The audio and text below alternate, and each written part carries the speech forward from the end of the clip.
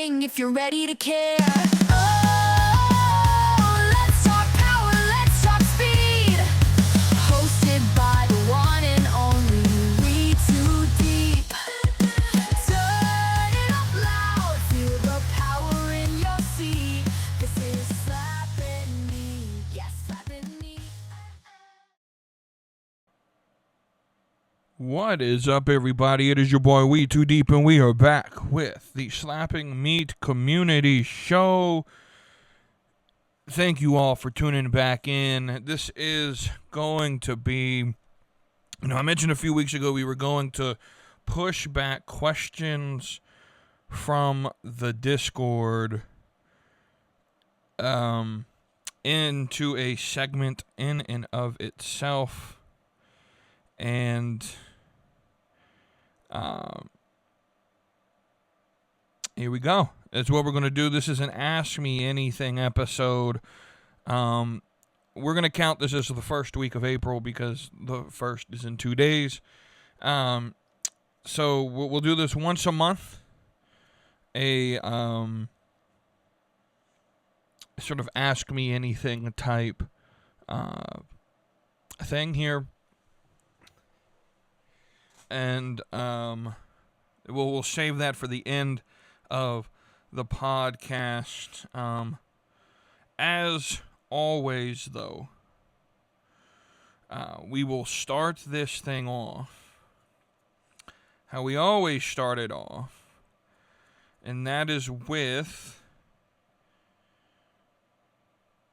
Wetoodeep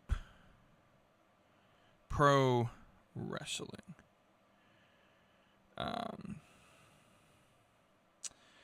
And I believe we are on season 7. And so that is where we are going to pick up with. Remember, Ethan Page is now the new champion. And so, if you remember how we sort of ended season 6, Ethan Page is the champion. Betrayal of Bennett on Britt, right? And those are sort of the things leading into season number 7. So we open, would be episode 1 of the season, with Bennett Randleman coming out, cutting a promo, saying, hey, Dom lost last season. He thinks he's going to get redemption. But I say, let's see who really deserves the crown. The crowd is sort of turning for Dom, cheering for him because he got cheated out of the title. And so that's sort of how you open that show, right? The show. In the women's division, Liv Morgan sort of comes on, says she's done 6 seasons of carrying the women's division, and she's going to take season 7 off. She's not going to be here. This is the last we'll see of her. She's taking the season off, with approval of Bennett Randleman. Britt Baker sort of is backstage, seething, swearing revenge on her. And Bennett Randleman sort of is seen in his office with Bianca, Rhea, Willow, Maxine, Kendall, Harley. So, the sort of, the roster, the women's roster, sort of pushing and cutting promos, teasing a battle royal for the number 1 contendership. Right? So that's what's going to sort of build towards for the pay-per-view, is that battle royal type thing. Oba and Ricky, Oba Femi and Ricky Saints, right? They're battling for number 1 contendership, with Braun and MJF sort of having their first confrontation. The main event of this episode is actually a championship triple threat match between Dom, Ilya Dragunov, and Ethan Page. Excuse me. Yeah. I think I bit the lead here. Let me go back real quick in my notes for season 6. Yeah. Okay, that's right. Dragunov won the title in the pay-per-view. So Dom lost. He right. Ethan Page is getting his due for beating Bennett Randleman, so that's why he's in the triple threat. Okay, so now we're going, right? So the match starts. Dom takes control early. It's a triple threat, so there's no rules in it. Dragunov starts to dominate. Ethan sort of is hitting opportunistic moves, but isn't really dominating in any way, shape, or form. During sort of the middle of the match, Bennett Randleman comes in and just directly interferes and attacks Dominic himself, right? And Dominic's stunned, thinking that he was still part of the Tide, and this is sort of the way we're going to remove Dom from that situation.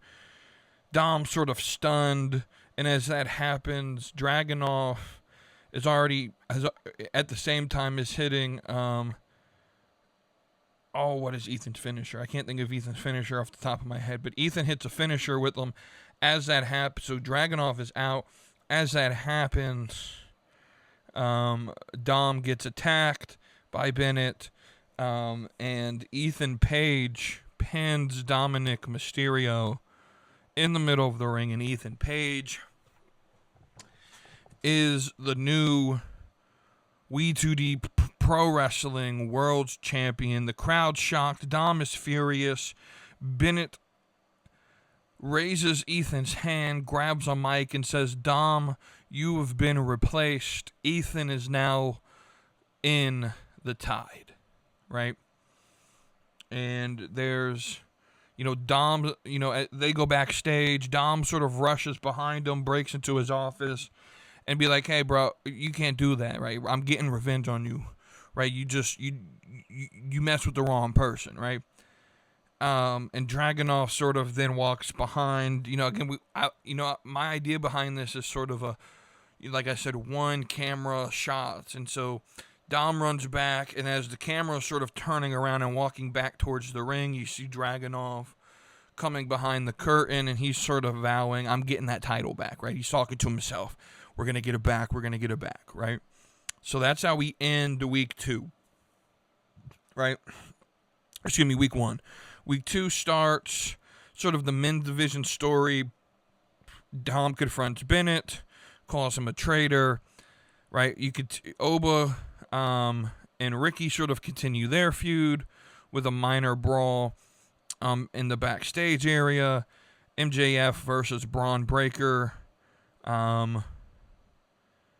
happens. There's sort of no real finisher, or excuse me, no real finish. It's so I'm a big believer. I know people don't like countouts, but I think for me, I think we could benefit in wrestling a lot if there were more countouts, right? To really push, especially in feuds you're trying to really push, having matches end in countouts.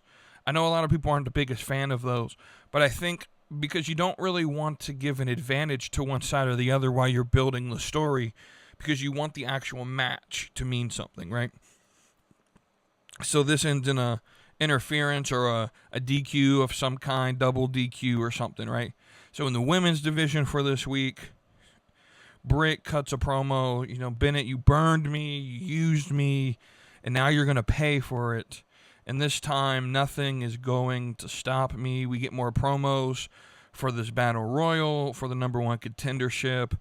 Trick Williams faces Leon Slater, in which he wins via some crafty tactics, and establishes Trick Williams as a credible threat in the mid-card title picture. And then our main event is Dom versus Dragunov. A clean match in which Dom, without the Tide now, he actually loses the match. Post-match, Dom is attacked again behind Bennett Randleman as he's walking backstage, and that is sort of how we end week number 2. Week number 3, Oba versus Ricky Saints. Oba wins and becomes the number 1 contender. MJF versus Braun continues. Again, more chaos, intensified feud. No real winner again in the match, right? And then Dragunov versus Trick Williams. Dragunov's dominant and wins the match. Britt attacks Willow backstage. Just sort of going after revenge for everything that's happened to her from the first 6 seasons, right? So going after Willow, mission for revenge is what Britt is looking for, right? Bianca and Rhea again cut promos. Tension towards this battle royal. Maxine and Kendall also cut a promo as well. And then what we're going to do is Maxine versus Harley Cameron, Maxine and Harley Cameron versus Sol and Kendall, in which this sort of sets up, I haven't done a lot of tag teams, and I don't think I'll introduce fully a tag team division all the way, but I think we have a lot of women on the roster, more specifically women on the roster that just haven't been utilized, that are bigger names that could deserve a spot to be utilized. And so this is how we'll do it, right? That's how we end week 4, by the way, is with the Sol and Kendall a Maxine and a Harley win to end week 3. Week 4 starts. You have Dom versus Leon Slater. Leon wins. So Dom's on a losing streak, right? Without, Bennett behind him. Oba cuts a promo, vows to challenge Ethan for the title soon. MJF versus Braun. Again, more interference, more chaos, building towards the actual pay-per-view match. More Battle Royal promos in the women's division and backstage brawls throughout the night to set up the pay-per-view winner, right? And then the main event, world title triple threat recap.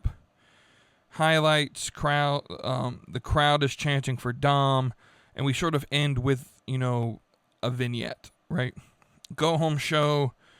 Dom versus Leon. Again, Leon wins. Dom is frustrated. Backstage, Oba again cuts a promo declaring he will challenge Ethan. More promos from everyone. All the Battle Royal participants in the ring this time. More sneak attacks. And a mystery tease as Bennett Randleman is seen closing the show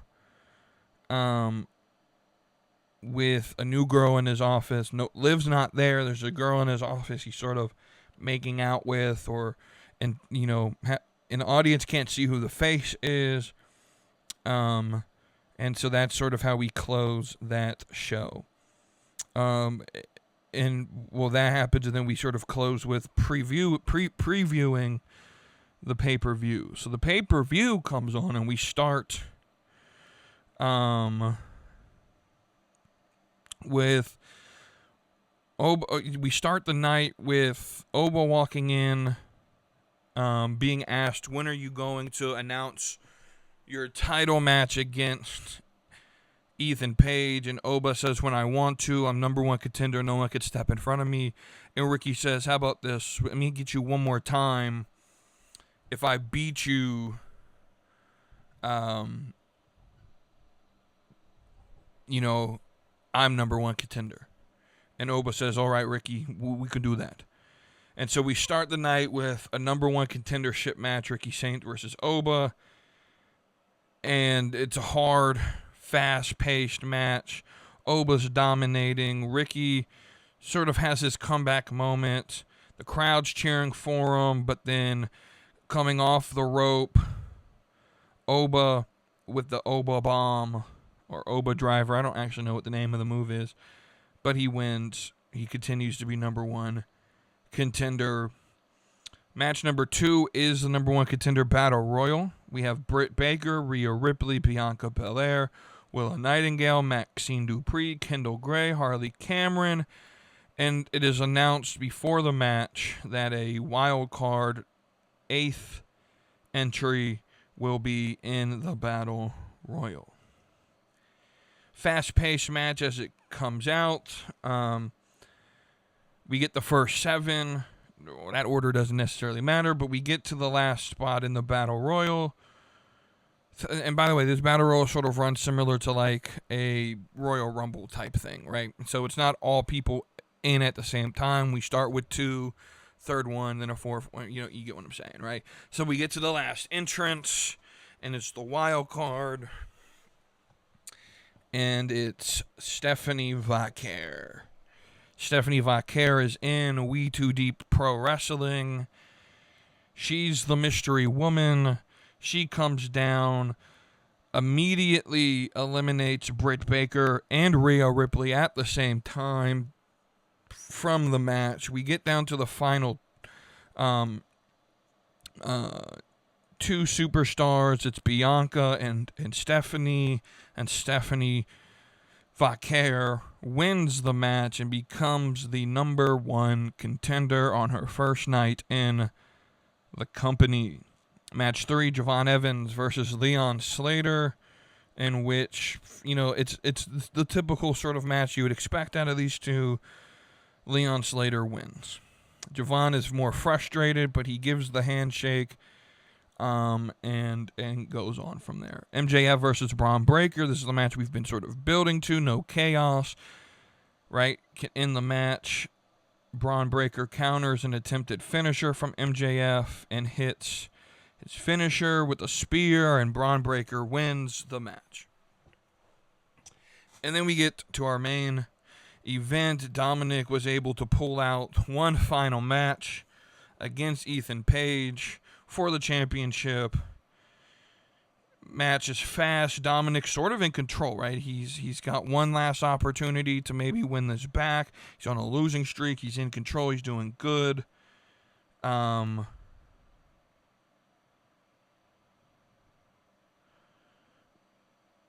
Dominic hits a finisher on Ethan. Near fall. Ethan kicks out. Ethan recovers, goes for his own finisher. Another near fall. Dom kicks out. So Bennett appears ringside, distracting Dom. The ref sort of gets involved, and Bennett sort of drags the ref and says, "If you throw me out, you're fired." Right? And so as that's happening, Dom sort of comes over and says, "Why are you doing this to me? Just leave me be." Right? And as that's happening, the ref is telling him to go. The ref sort of pushes back Bennett Randleman, but as Bennett Randleman gets pushed off of the apron by the ref, he grabs Dom and drags Dom into the steel posts. Dom then turns around, gets hit by Ethan Page's finisher, and Ethan Page retains the championship. Revenge arc fully ignited now, and that is how we end season number 7. What to look forward to in season 8. What's going on with Oba? Is he challenging? Liv is coming back versus Stephanie. What's going to happen here? It's going to be an interesting season number 8 as we continue. All right, so we're going to move right along here, and we're going to move in the ropes here. And there's not a lot in wrestling that I'm necessarily interested in or sort of paying attention to outside of NXT. And even then, there's not really a lot I think I really would be willing to discuss outside of because that episode will be boring, right? It would just be me giving praise to Kendall Gray every single week about how she's the greatest women's wrestler on the roster right now, and I genuinely believe that. Genuinely, I believe Kendall Gray is the greatest women's wrestler in NXT, and I'm willing to put her within the top 5 on WWE's roster, even with how good, and we talked about how good it was last week. Right, I genuinely believe that about Kendall Gray. But what I want to talk about is more opinionated stuff. But before we get to that, I want to talk about something that happened over the week and just give my opinion. I always talk about and make jokes about indies are going to indie. This is more of a conversation about wrestling fans in general. Like, can you just go to a show and enjoy entertainment? Like, there should be no reason why this is a story. But this happens, I think, more often than not. Or more often than we would like to admit. So there was an indie wrestler who works for MLW. His name is Cruel. Logan something is his actual name. I don't remember it, but that was the name he went. So he used to wrestle for, back in before COVID and everything shut down here in Charlotte where I live. We had a wrestling company promotion named PWX, and he used to wrestle under his actual name, Logan. I can't remember his last name. But now he wrestles as Cruel as part of MLW. He's a really fantastic big guy, and he gets out of the ring, and apparently from the way I read the story, before the match, he's sitting at the merch table, and this dude sort of squares up with him, asks how much all the merch is. He tells them the price. The fans there's no way I'm paying that. And then nothing ever really happens. Well, he's a heel in character, so he's playing his character, during his segment, walking down the ramp, he, stares straight into this same fan's face. Match is done and everything. Anyway, they're out at the merch table. Again, he's a heel, so he's in character selling merchandise. Picture like a Kane type character, right? And this fan walks up to him, starts staring him down. So as a heel character, he's just going to stare right back. And apparently, this fan squared up with him and ended up stabbing him. And the funniest thing that I read in this whole thing, and you shouldn't really laugh at a fan getting Spartan kicked. That's how it was written. He was Spartan kicked down some stairs. That's not a funny thing that should happen at a wrestling event. But when you stab someone, I think you more than rightly deserve to be Spartan kicked down some stairs. I wish not really, I don't want to see a video of the stabbing, but more so a video of this dude getting Spartan kicked. I would love to see that. But this is these fans are weird, bro. Like if you take wrestling this serious, that you're willing to go to jail for it, come on, bro. What are we doing? That's all I really got to say about that. The next, it ties in a little bit. I don't know about you. I'm a big fan of watching like magic tricks or magic videos, or every now and then I'll scroll on Facebook and I'll get a bunch of videos of people doing like card tricks and stuff like that. And I'll run to the comments every now and then, and people are exposing how the trick is done. Or I like watching, I forgot the name of the show, but it's with Penn and Teller. And essentially the point of the show is they bring on magicians and they try to fool Penn and Teller, right? And I like watching that show every now and then, or watching clips of that show. And people always try to expose, or they want to know how the trick is done. And I'm not that type of person. Like, I don't care how the trick, if it's a well done trick with first off, if you keep me entertained long enough to watch a 4, 5, 6, 7 minute video, in this day and age, you've done a really good thing, right? But secondly, like, I don't understand this infatuation with knowing how things are done, and sort of ruining the entire intent behind magic. And I feel the same way about pro wrestling. I think part of the reason why I'm not such a big fan of it is because the more I started watching and the more I tried to get into the dirt sheets and the more that I tried to participate as like I'm part of the industry, the more that I knew about what happened behind the camera, behind the curtain, like beyond the actual show, the less that I actually cared about the business. That once you remove the veil of innocence, that what we would call kayfabe. Once you remove that, there's a reason why.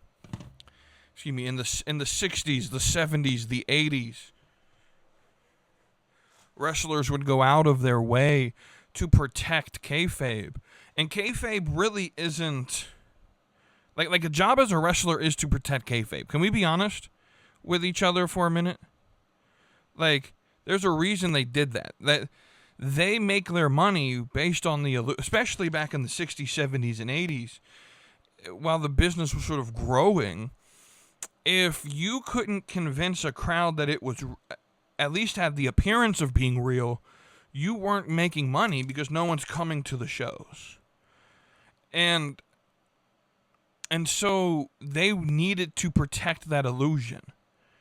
And I feel like as we fans and podcasters and influencers and even wrestlers themselves in the industry, as they get more accepted of, well, kayfabe's dead. We don't have to protect the illusion. Everyone knows it's fake. Everyone knows it's not real. And as you do that, what that actually does is it produces a worse product. If you book as if it's not legitimate, if the heels go around on social media and are best friends with the baby faces they're feuding with, that's bad TV. That's bad for the business. That's just my opinion. Wrestling should be like magic. I don't care how it's done. I don't. I don't want to know how you do the moves. I don't want to see how the booking gets done and what the plans are for this. And I don't want to know all these things. So I don't care about Fightful. That's why I don't care about what Dave Meltzer really says. That's why I wish what I tried to do, I wish I really was into wrestling anymore. Because what I would love to happen and what I wish the wrestling companies would do, and so WWE has its own little podcast network now, and every like Cody's on there, completely out of character, like not selling kayfabe one iota. When they do like Raw Unraveled or Raw Recap or whatever on Monday nights after Raw, whatever they do with is it not Rosenberg? It's Sam Roberts and Megan Morant and all of them. When they do these type of things, they're not in kayfabe, and so it doesn't matter. Like there was like magic with podcasts in this industry form, and that's why I try to do a kayfabe. Like, I don't like talking about, well, so according to so and so. Every now and then I'll say that, and I know I've done those shows in the past where I broke down the wrestling news, but guys, it's all fake. Like, it doesn't matter. What's it matter if it's done? How it's done? Like, I personally, as a fan, would love to go back to the days where no one knew how things were done in wrestling. How we just showed up as a member of the audience and discussed wrestling as if it was actually real. And we didn't know contract situations, and we didn't know who free agents were, and we didn't know people's injury statuses, and things could happen. Do you not want that? Like, that would be wonderful. Wrestling should be like magic.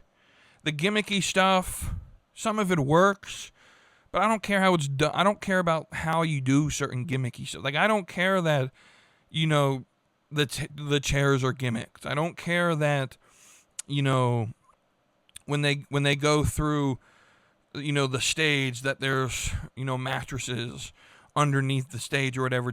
I don't want to see all of those things. And there should be a level of production that hides that from the fan base. Because the industry survives on kayfabe. So we may sit here and say, kayfabe's dead, why we keep bringing it up? Well, because the industry is built on kayfabe. The industry was literally built with the idea of you had to keep kayfabe.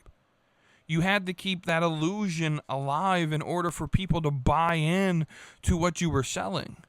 Or else, what happens is you get the product like you get in WWE, where everyone's just... I feel like we have a large portion of wrestling fans who watch week in and week out Raw, SmackDown, maybe in NXT, every now and then, but definitely who tune in to Raw and SmackDown and they feel like they have to be in the know. I think a lot of people FOMO watch, or you have people who do it because they like, I don't watch the shows. I don't want to feel like I have to ever do anything.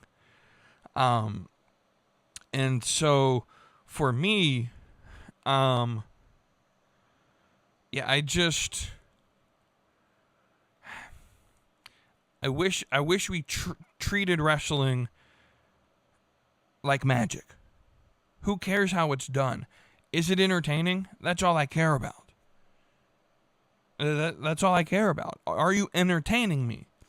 Because a good magic trick is entertaining. And a good wrestling surprise or a good wrestling segment or a good wrestling feud, they're few and far apart. But when you get great product in wrestling, it can be great. It could be wonderful, right? You know what made the Bloodline feud at times where people said it was so monotonous? But think about like the debut of Solo Sikoa.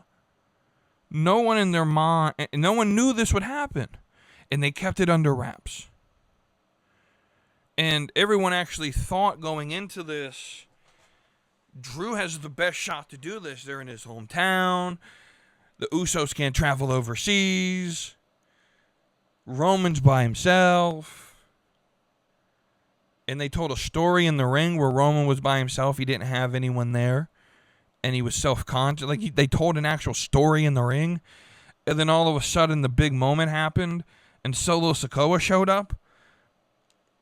And there's your big surprise. And people were moaning and groaning, oh, here we go again. But that moment was so special. It was a surprise. No one knew it would happen. And it got a pop out of a majority of the fans watching.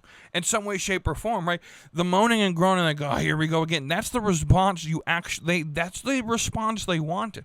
We talked about this at the time. You guys complained and complained and complained and complained. But that was the response that was required and was needed, and they wanted that response, right?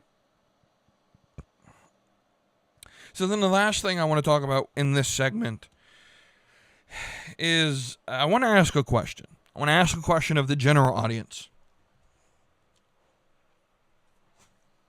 Can I take my victory lap yet? Can I take my victory lap yet? When are y'all going to start listening to Wetoodeep and actually taking him serious? Because I told y'all, what was it, 8 months ago at SummerSlam that the product sucked, that it was complacent, it was boring. Shoot, go back a year. I told you what was happening and why the product was the way it was. Go back a year. Go back 2 years. Go back to Wetoodeep, me, that guy Randall. That's my name, by the way. I'm not afraid to use it. That dude Randall, right? Me. Wetoodeep. Told you WrestleMania, what was it, 40? So we're 2 years now going on.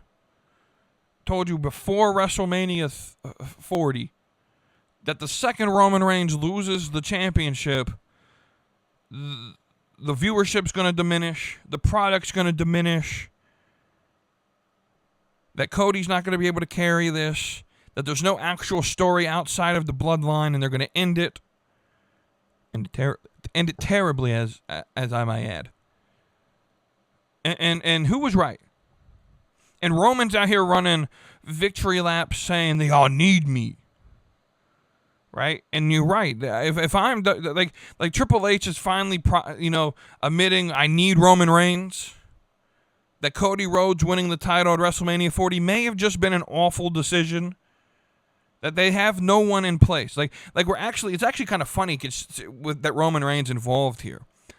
You remember the moment like in 2015, 2016, Roman was supposed to be the guy, but he wasn't the guy. He wasn't rising to where he needed to be. Mostly because they had him as a face, not a heel, and he should have been a heel. We're just being honest with you. But John Cena came out and cut that promo and said, they keep calling me because you ain't doing your job. That's essentially what the promo was. Well, 11 years later, we're at that same point, which is crazy. It's been a decade since that was said to Roman. And Roman's essentially at the point now, like, yo, they keep calling me because no one else here knows what the hell they doing. I'm the one that kept this company afloat. And so they keep calling me. Right? Like they called on John Cena to host WrestleMania. Like, can I take my victory lap yet? How many times I got to be correct before people start taking notice? I told y'all that the product sucked 8 months ago.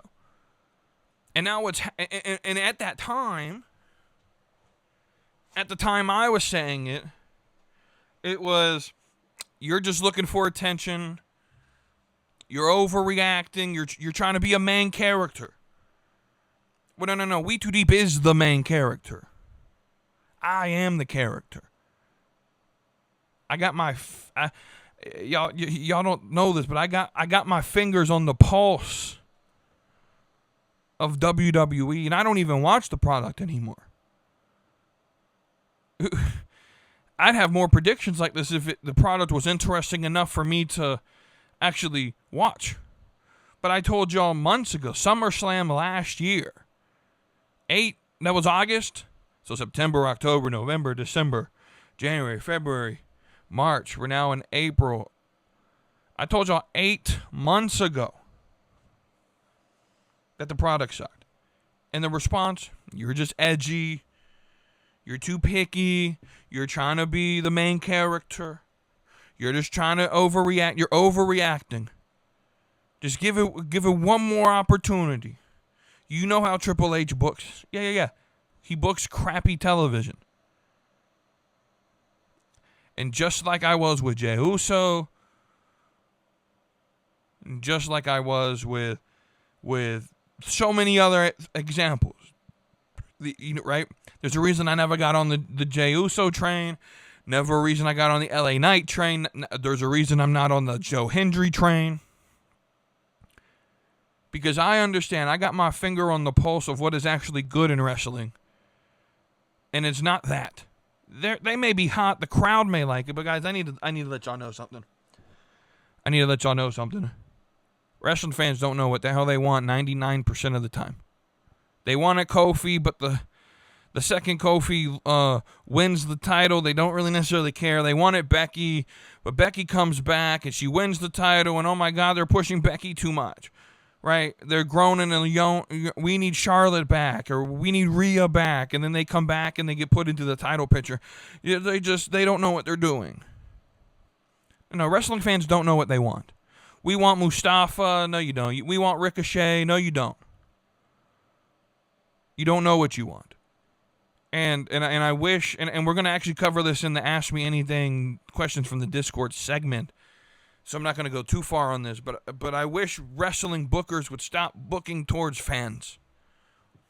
And I'll explain that more in that section, because there's sort of a question that leads that way. But can I answer? Can I ask my question again? Can we too deep? Can I actually? Can I take my victory lap yet? Is that allowed?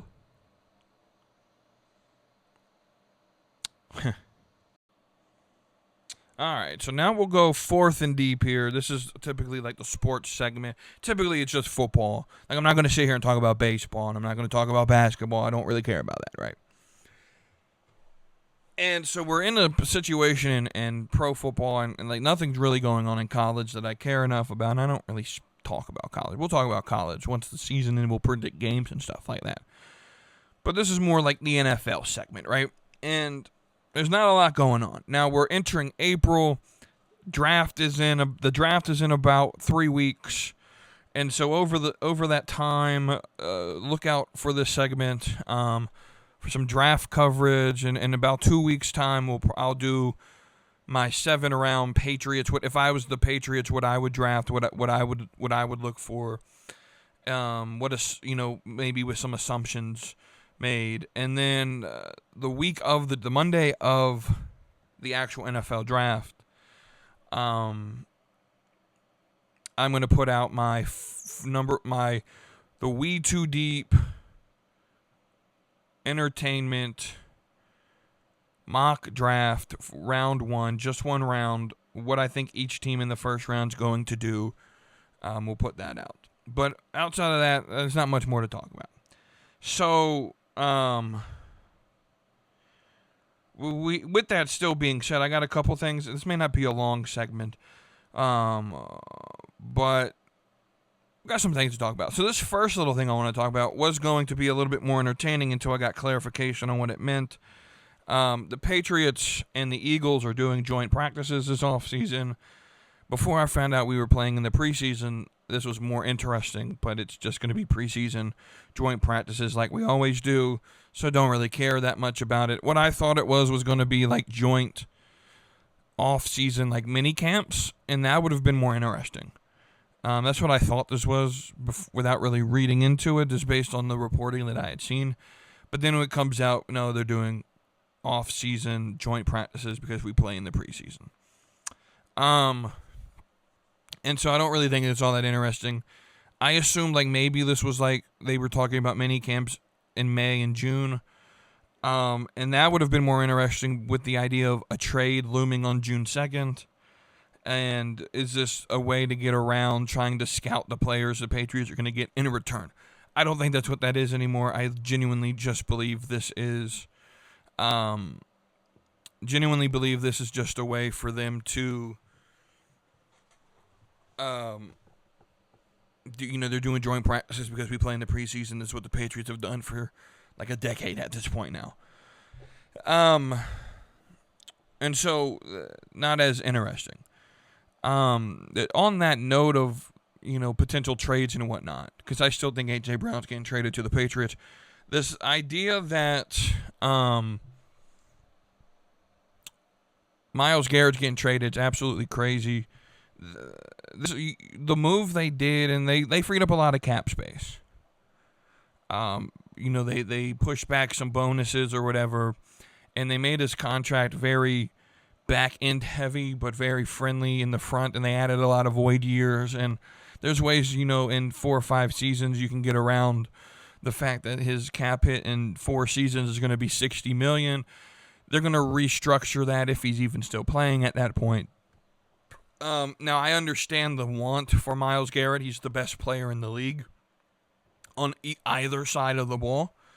And so I would understand why people would want to trade for him, even with, I haven't seen fair reporting. Some saying it's a $9 million cap hit this year. I've seen others say that it's a $23 million cap hit. I don't know. Either way,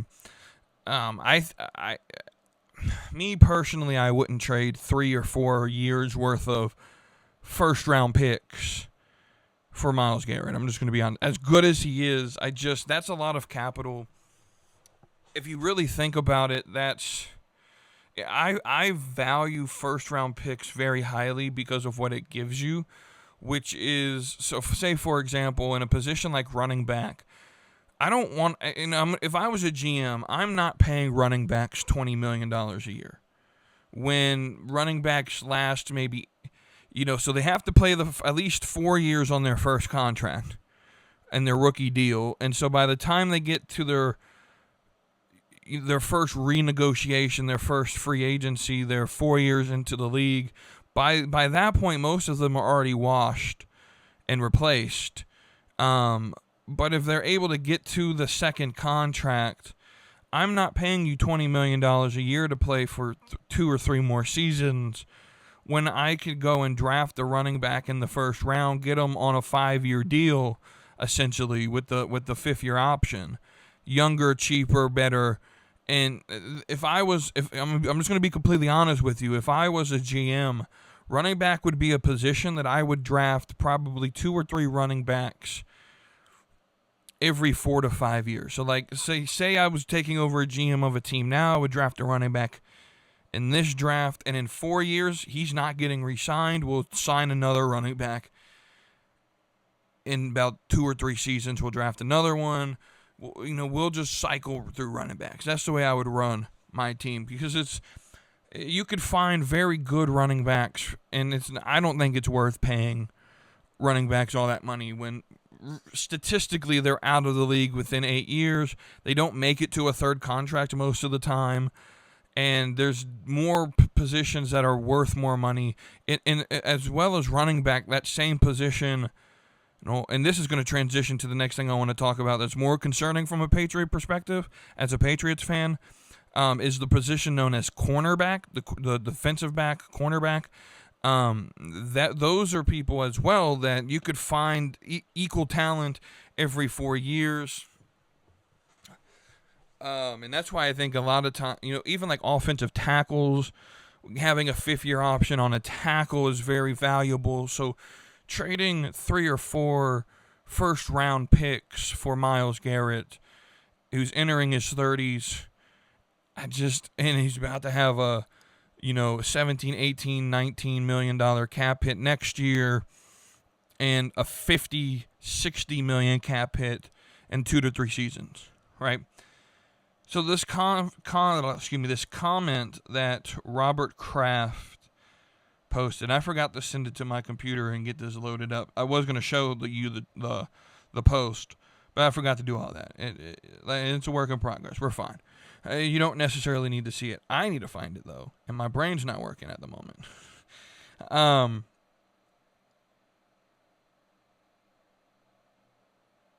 While I'm scrolling to that, I just scrolled past something else I want to mention.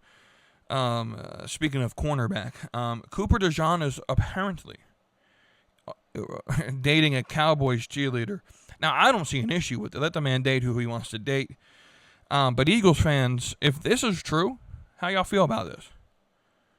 I just want to know. I just mentioned it. Anyway, here's the quote from Robert Kraft that has me a little concerned. So, per Mark Daniels, Robert Kraft on Drake May and Christian Gonzalez's contract extensions, quote, "We have a salary cap, so we have a limit.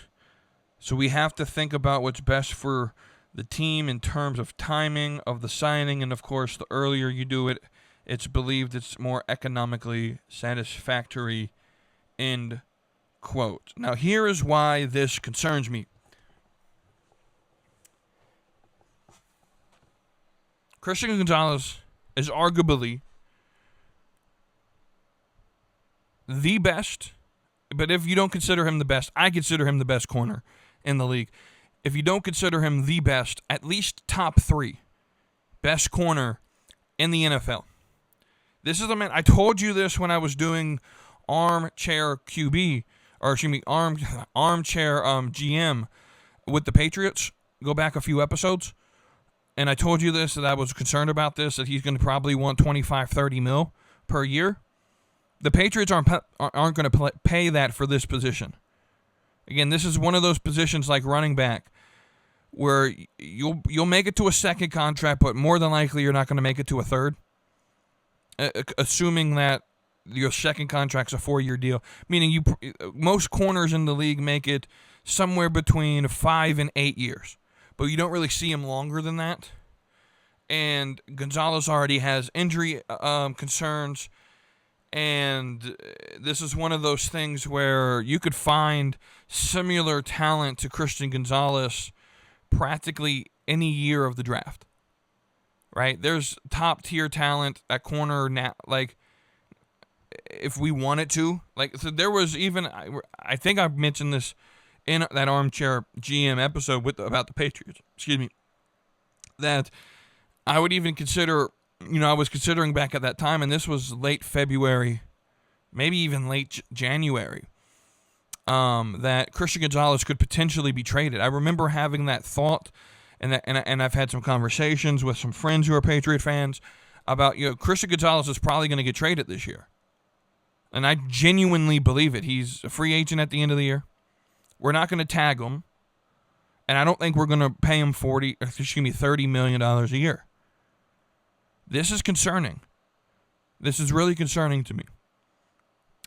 Especially considering if the Patriots are trading for A.J. Brown, we're going to give up a 2027 first-round pick for it. At least that. At the minimum, that. And so we're not going to have a first-round cornerback talent to replace our first-round cornerback talent.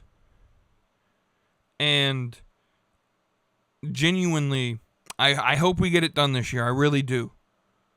Right? But I think, I mentioned Drake May as a part of this. I'm not necessarily worried that Drake's not going to get signed, because this is a position where I think, first off, I think Drake will take less money to stay in New England. I think he recognizes how important he is and how important, like, his wife is to the area.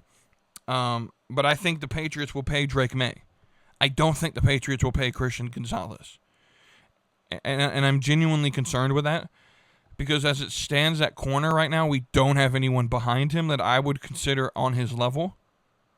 And if we're trading for AJ Brown, like this is why I've said, look, if we get AJ Brown, I'm happy, right?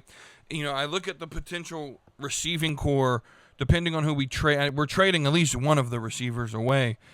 And I think it's going to be Pop Douglas. So what I think the A.J. Brown trade is going to be on June 2nd.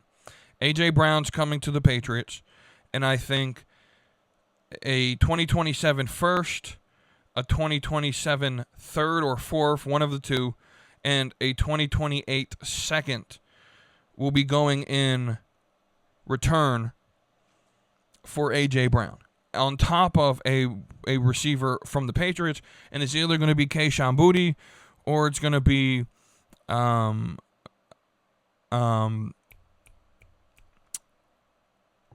Douglas, Demario Douglas. I lean towards Demario Douglas, just honestly. So I look, if we get an A.J. Brown, we'll have A.J. Romeo, Kayshon Boutte, Mac Hollins. We have a pretty stout receiving core there. I don't think it's all that necessarily important, considering that our offensive line is still untrustworthy, in my opinion, depending on where we go in the draft and what we do there. But me personally, I've been anti AJ. Like I've been on the train. My dad's an Eagle fan. I've been annoying the hell out of him about today's the day. But genuinely, I don't want AJ Brown. Let me tell you why. There's a guy in this draft class. If receiver is that much of an issue to the Patriots, I don't believe it is. But if receiver is that big of an issue, I would much rather, as the Patriots, make a trade out of 31. If we think we're good, because I think 31, I'll expose a little bit of where my mind is on the draft real quick. I think we're going tackle first round, just personally. And I'm stuck between two, depending on who's available, if either of these two are available. But if we think we're good on the offensive line for now, that we could wait until pick 63, I could legitimately accept, as the Patriots, trading out of 31, trading back to like 33, 34, 37, early round 2, and drafting wide receiver Chris Bell out of Louisville. And here's why I would be okay doing that. I think what we could do with that is essentially trade 31 for 37 or 34, wherever the position is. And I think we could get some mid-round return as well. Like middle rounds, like 4th, 5th round return as well. And we got a decent amount of talent in the middle of this draft. But I think what that would allow us to do is let's say we trade down to 37, that would allow us to keep 63 as well. So we essentially would have 2 second-round picks. And drafting someone like Chris Bell, who has been comped to A.J. Brown, I wouldn't even be against drafting Chris Bell out of Louisville at 31. I told you why I like first-round picks. Chris Bell at 31 gives me the 5th-year option for this guy who's supposed to be the next A.J. Brown. And he's a talented receiver. I would much rather do that than trade for A.J. Brown. I'm just going to be honest with you.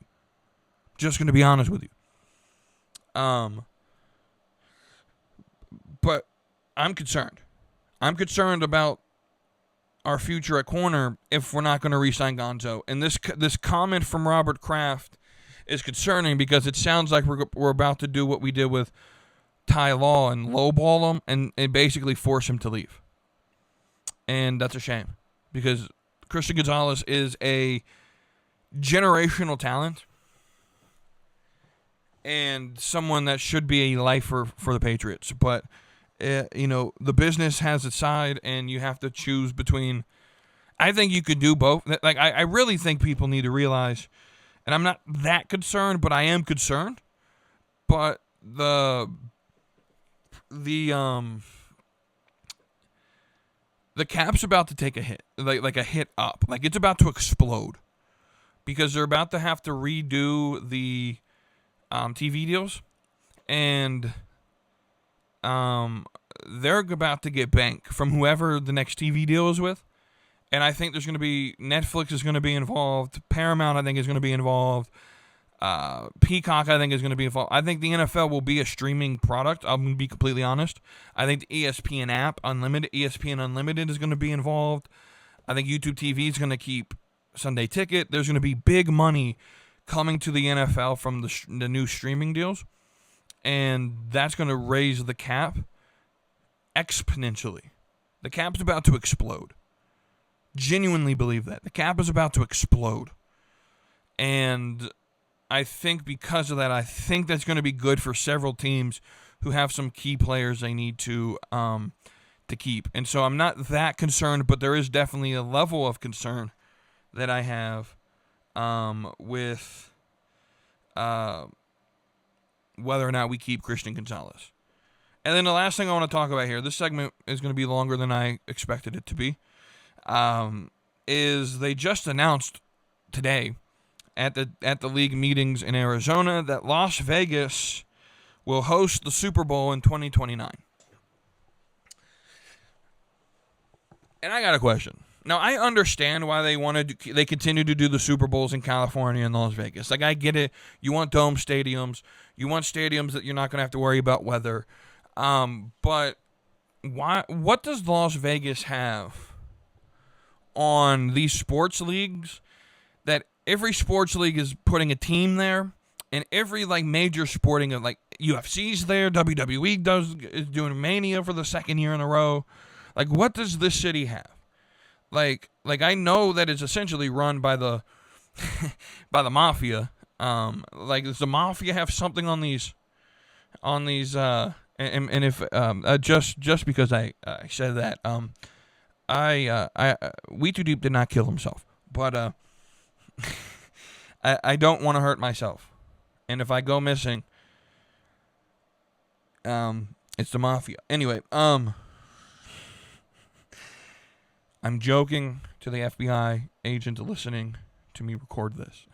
I hope you enjoy it. And do me a favor, like, share, subscribe, and tell all your FBI buddies. And tell Cash Patel to go actually do his job. Anyway, what is the city? I don't understand. I really don't. I don't understand the need to continue to do all these sporting events in Las Vegas.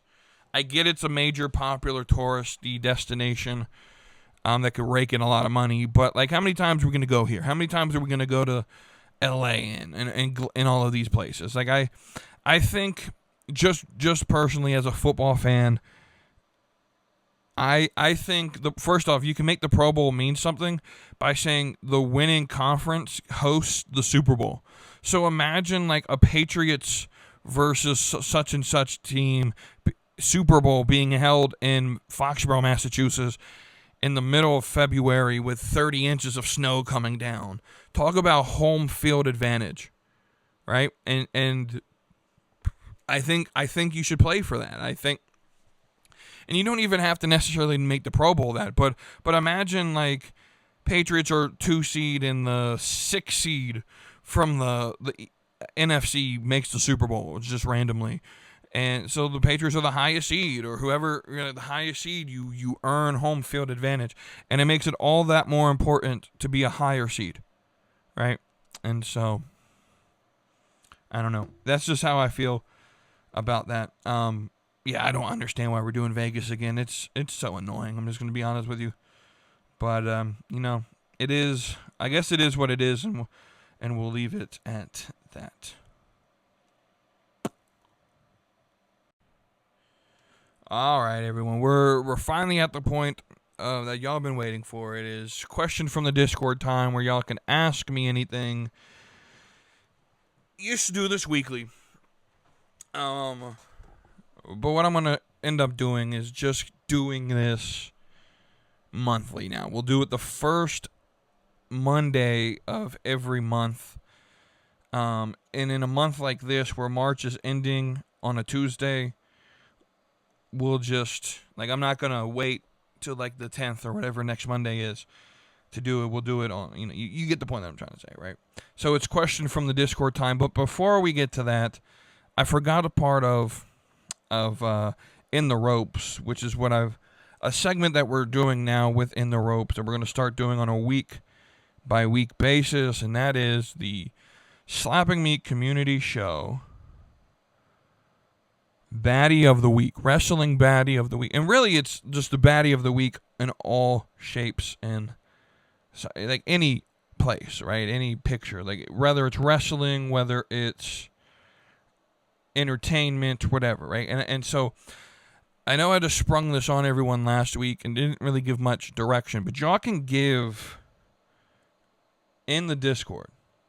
Y'all can be interactive, and under the Baddie of the Week category, posts pictures or requests of, like, hey, this could be the best. Like, and it doesn't have to be one of those things where, like, oh, the picture was taken this week. No. If you see a picture of somebody and you're like, she's the baddest woman I seen this week, post it, right? And then Wetoodeep gets to make the final call.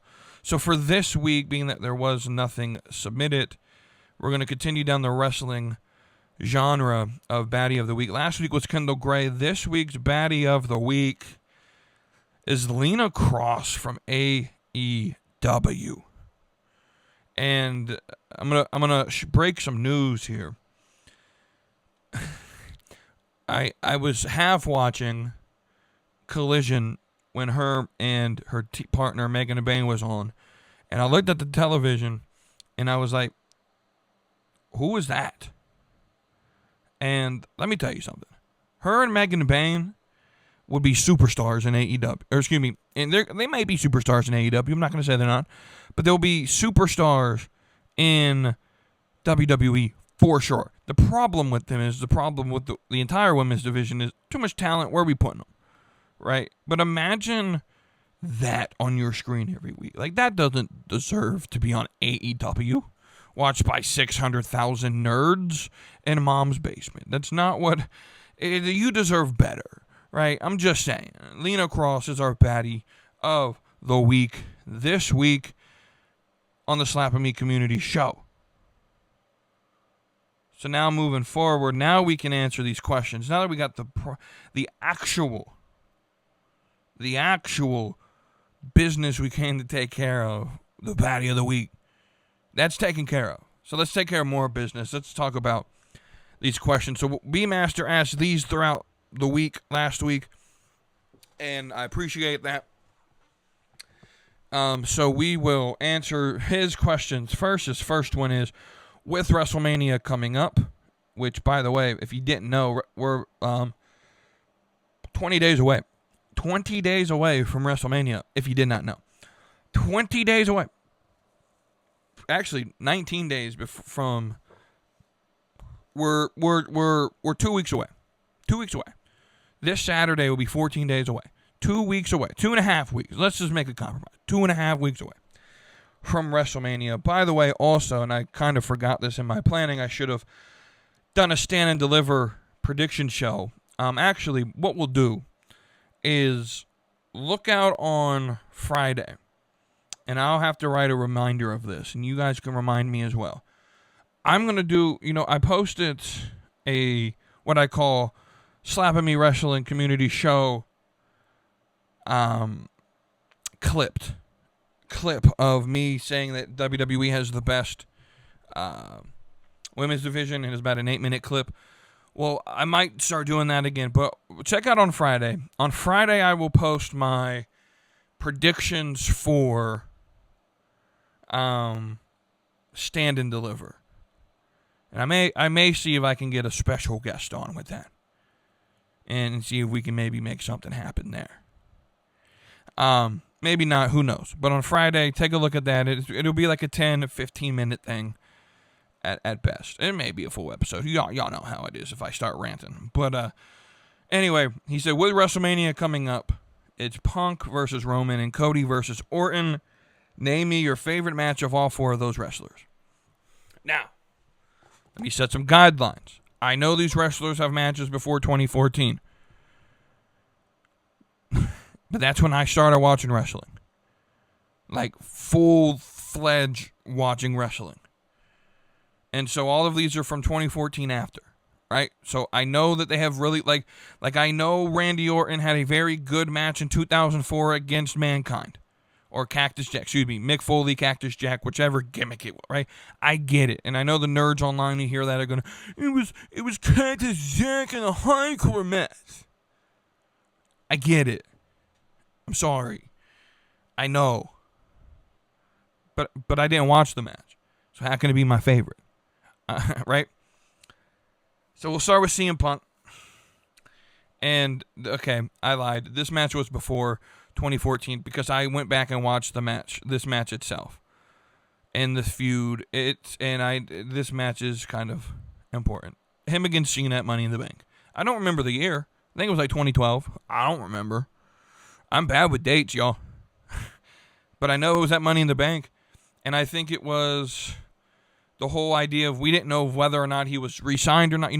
Actually we protected kayfabe at least a little bit at this point. No Fightful telling us CM Punk is actually not signed or CM Punk just shut the fuck up. Right? We didn't have any of that. Vince McMahon was out there adding to the drama. CM Punk runs through the crowd with the belt on apparently his last night. We thought he stole the title. Right? Yeah, that without a doubt my favorite Punk match. I mentioned my favorite Roman match earlier. If I had to sit here and think about it, my favorite Roman match was the match at Clash at the Castle against Drew. But I'm just going to put a caveat. Any Roman Reigns match in the 4 years of the Bloodline, I probably was out here marking out to, just being honest. But Drew at Clash at the Castle is my favorite. Cody Rhodes, I'm going to be honest with you. The match he had, and I don't remember what the stipulation was, if it was just a street fight or whatnot at Rumble. Was that last year, 2025? Against Kevin Owens. The match Kevin Owens may have ended his career doing by breaking his neck or whatever he did, right? I think that was 2025 Royal Rumble, right? Love that match. And then Randy Orton is Seth Rollins, WrestleMania 31. I just love that match as well. The only other match I could think of was I saw Randy Orton, when I saw him live at Mania 33 against Bray. The feud was good, but I don't necessarily think that individual match was great. And I know Randy Orton, like I said, has a lot of really good matches in the early 2000s, mid-2000s, 2010s. I know he does. I just didn't watch them. And so I can't in good conscience put those matches, right? His next question is, too many old heads are gatekeeping the main event in WWE. Give me 8 rookies or someone from NXT that just got caught up to replace them.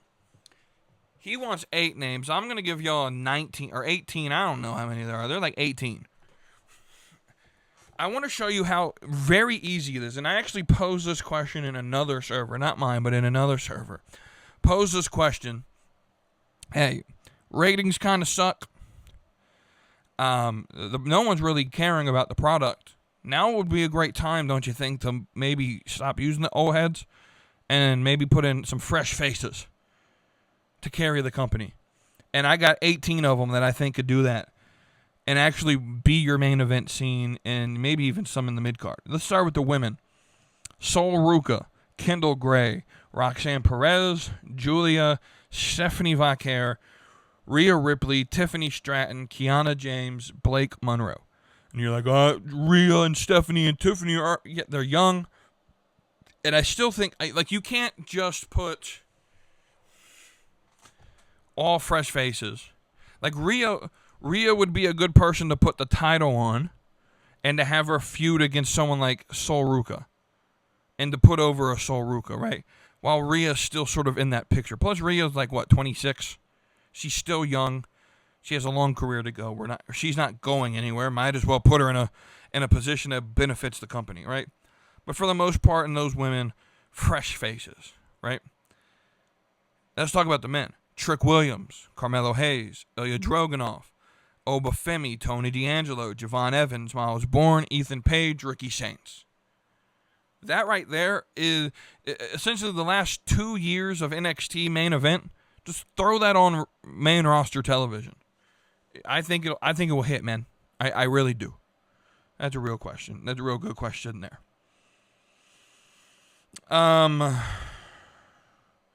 B. Masterlin asks, Ted Turner's son Rhett hands you a checkbook and tells you that he wants to pick up where his father left off at WCW, but he doesn't want to end like his father.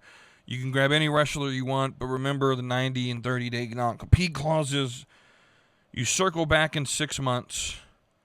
Who do you grab, and what are you doing to not end up like Ted Turner or Paul Heyman's ECW? Now, I'm going to be honest with you. You see how I book Wetoodeep Pro Wrestling. Just put that on television, right? So who do I grab?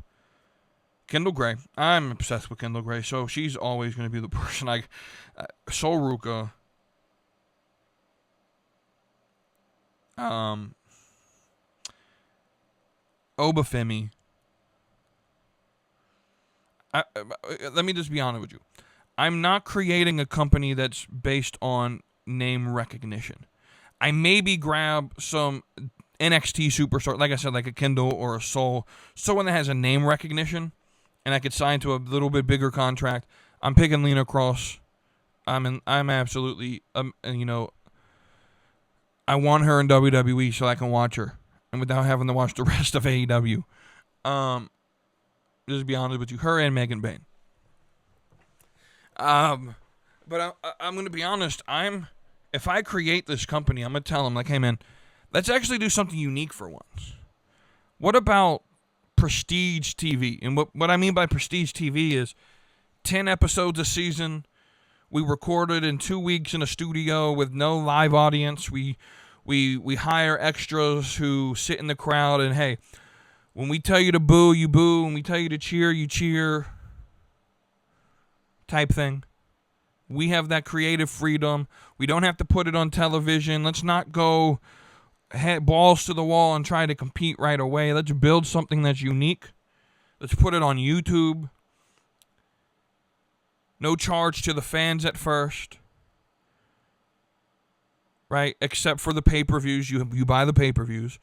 And then you can subscribe to our YouTube, and they have like super subscriptions or whatever now where you can get subscriber-only or member-only videos. Again, that's the pay-per-views, right? You pay for the pay-per-views, right?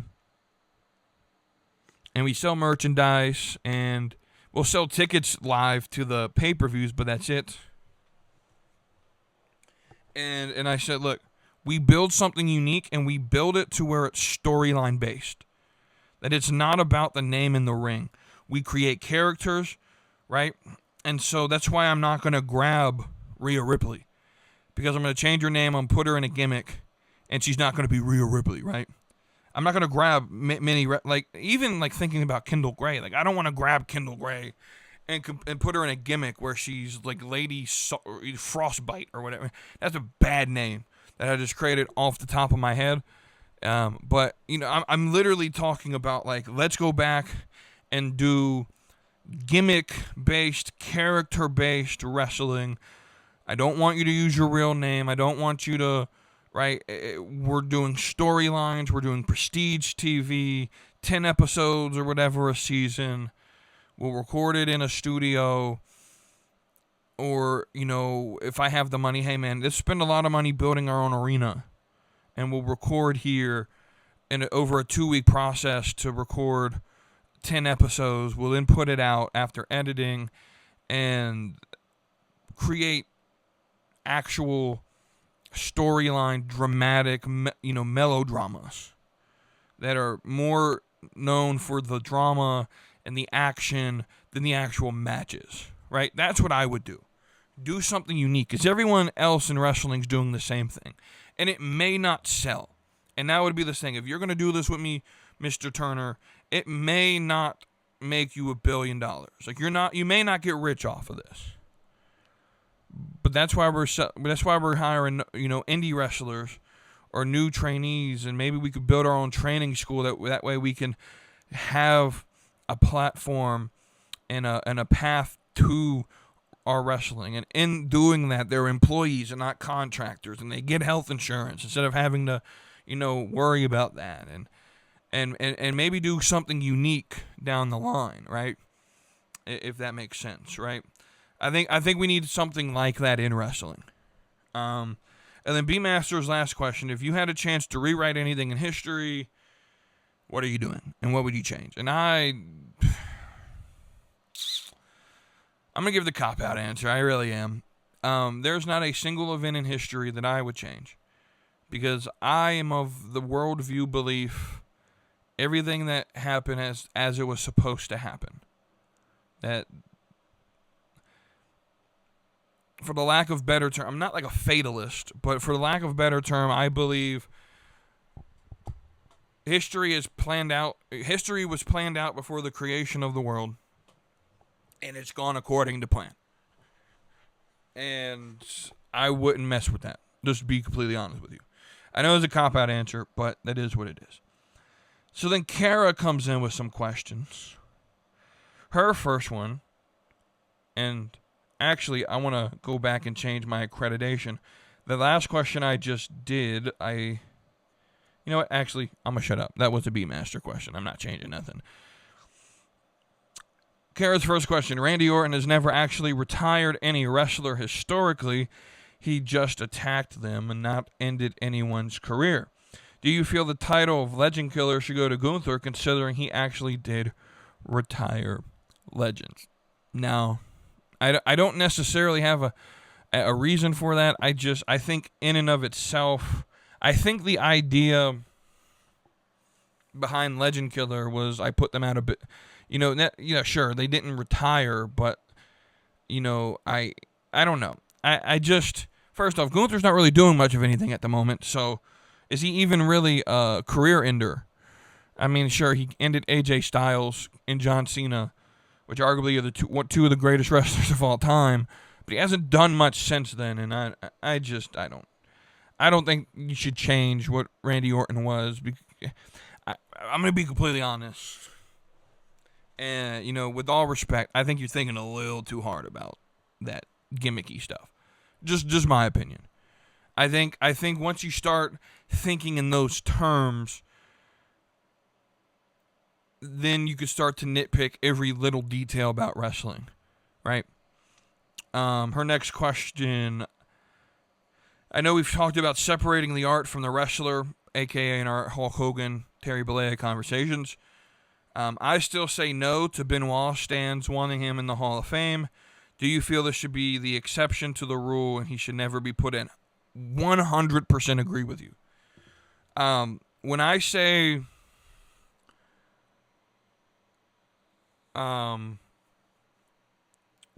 Hulk Hogan is not Terry Bollea, therefore what Terry Bollea does in his personal life should not affect Hulk Hogan. What Terry Bollea did, while not necessarily great, was not a grave moral calamity. Sure, racism's not great, but Terry Bollea never killed somebody that we know of. Right? Chris Benoit. Now, I'm going to be honest with you. I liked him, but I never really thought that he was world championship material. So, on a practical, logical, let's not even talk about what he did outside of the ring with the double murder suicide. Let's not even talk about that. What did he do in the ring that just made it, like, I need someone to explain to me that factor. What did he, like, I feel like if we just start, and I get it, it's kayfabe, storylines and scripted wrestling, but, like, what did Chris Benoit do in the ring that made him, like, it's the same people who are like, well, Bray Wyatt should be in. What? No offense to Wyndham Rotundo. Great guy he was. No offense to him. But what did Bray Wyatt do in the business that required him to be in the Hall of Fame? And I have that same opinion about Chris Benoit. Now you add on top of that Chris Benoit, the human being,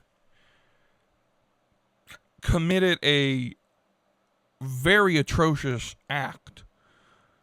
And, yeah, no, 100%. Chris Benoit should never be in the Hall of Fame. Ever. Like, it's different than Pete Rose not being in because he doped. And he may go in now. I think they changed the rules, right? But like, that's different. Like, cheating or whatever in the MLB Hall of Fame or any pro sport Hall of Fame, that's different. Like, Pete Rose should be in, right? Because he was good, right? And those allegations of, oh, he cheated or what, okay, it is what it is, right? But murdering your wife, murdering your wife and your son, 100%. Like, you already, I don't believe, had a Hall of Fame. I don't think you had a Hall of Fame worthy career. And then you add that on top of it. I'm with you here, Kara. It's a no from me, dog. Next question. Tom Brady is considering a comeback from retirement. As you see, he still looks great and is a gunslinger. If you were to write a story of how he can come back and win another Super Bowl, how would you imagine going it, and why the Patriots? Well, it makes sense, right? It's the story of love gone wrong, only for Tom Brady to come back and say, "Let's gather the boys together." Like here's how I would do it. I would have Brady come in, sell his stock in the Raiders or his ownership in the Raiders, sign a 1-year deal with the Patriots, or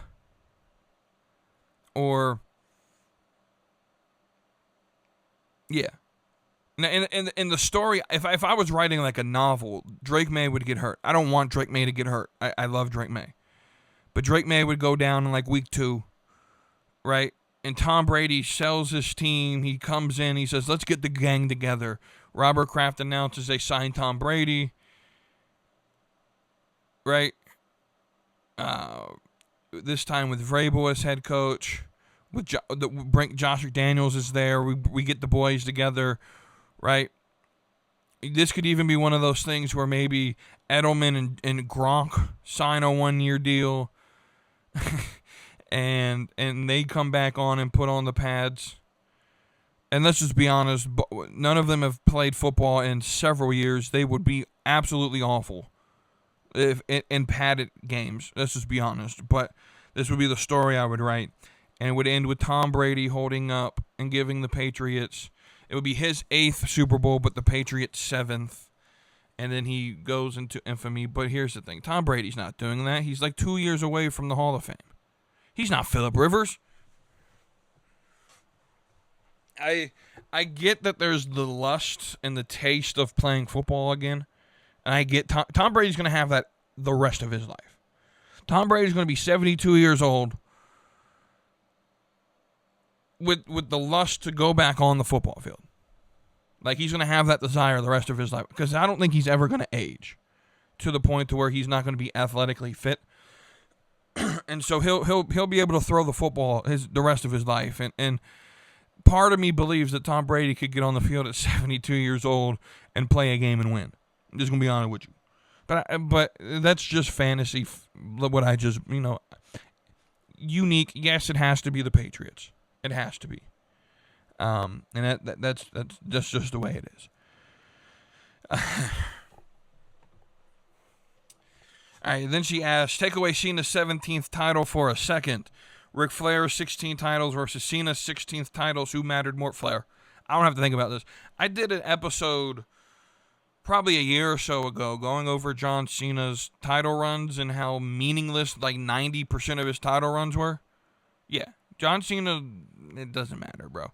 I believe Ric Flair's title runs meant absolutely much more to the business than anything John Cena's ever done, especially 17, but we took that one away. But yeah, Ric Flair without a doubt.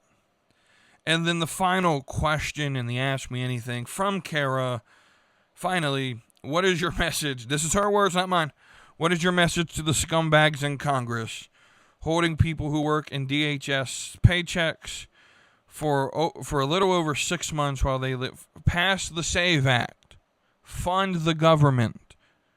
I'm going to take a quote from my guy Bill Belichick. Do your job.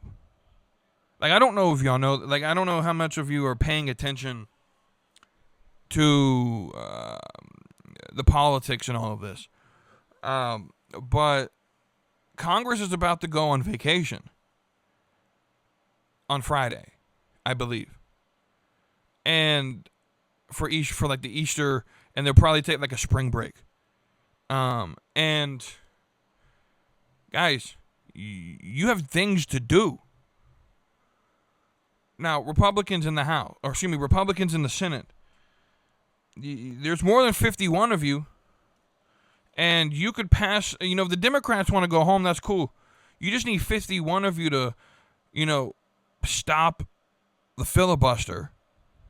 You just need 51 of you to vote and say, we're going to suspend the filibuster, and we're going to throw a vote on we're going to put a vote in to pass the SAVE Act and to fund the government. By the way, the SAVE Act is, logical legislation that says if you want to vote, you have to be a U.S. citizen, and you have to have an ID to prove you're a U.S. citizen. And then you can vote. Right? Not illogical. 80% of the American populace agrees with it. Right? Why have we not passed it yet? But we can go on vacation. We can live, like she said, live lavishly. Come on, guys. Do your job. It is what, do your job. It's crazy. You got TSA agents who haven't been paid in, like she said, 6 months. Like, what are you doing?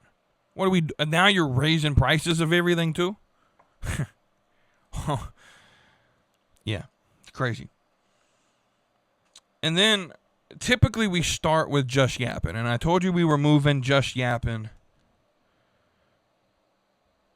to the end of the show.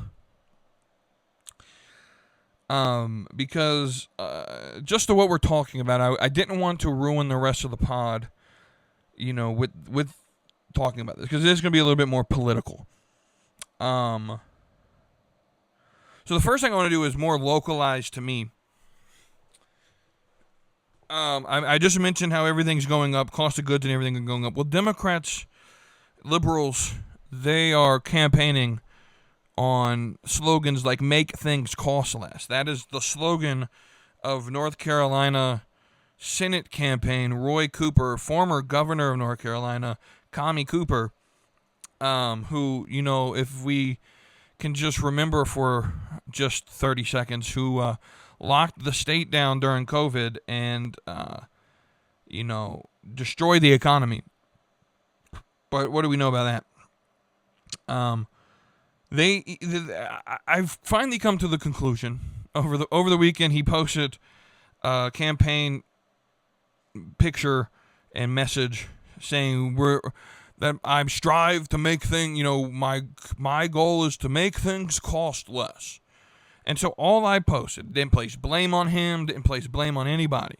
All I said was, sir, gas prices, because most of what he was talking about was gas prices. I was like, sir, gas prices were just as high as they are right now 2-3 years ago when you were governor, and you didn't do anything about it. So please stop. Right? Now, I knew saying this on his page full of liberals was going to draw a reaction.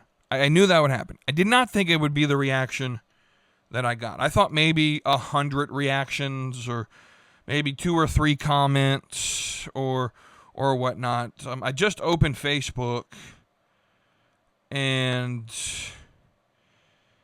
because I've been getting notifications for the last 3 days, I'm now at about 2,000 reactions and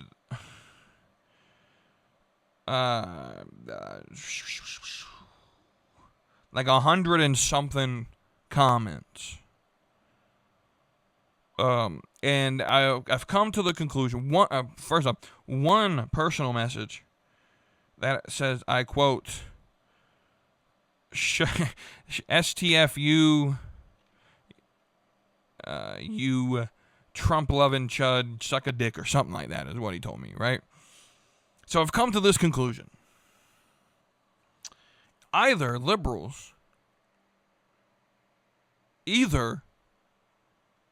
don't care about the truth and they're just willing to lie through their teeth, or they just live in a completely different reality. In a completely different reality than normal people. Because the amount of people that apparently had selective memory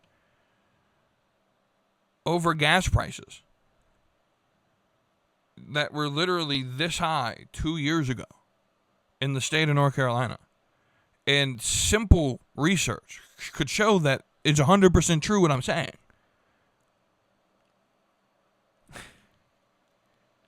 They either don't care about the truth, which I think is part of it, and I think actually both of these are true. They don't care about truth.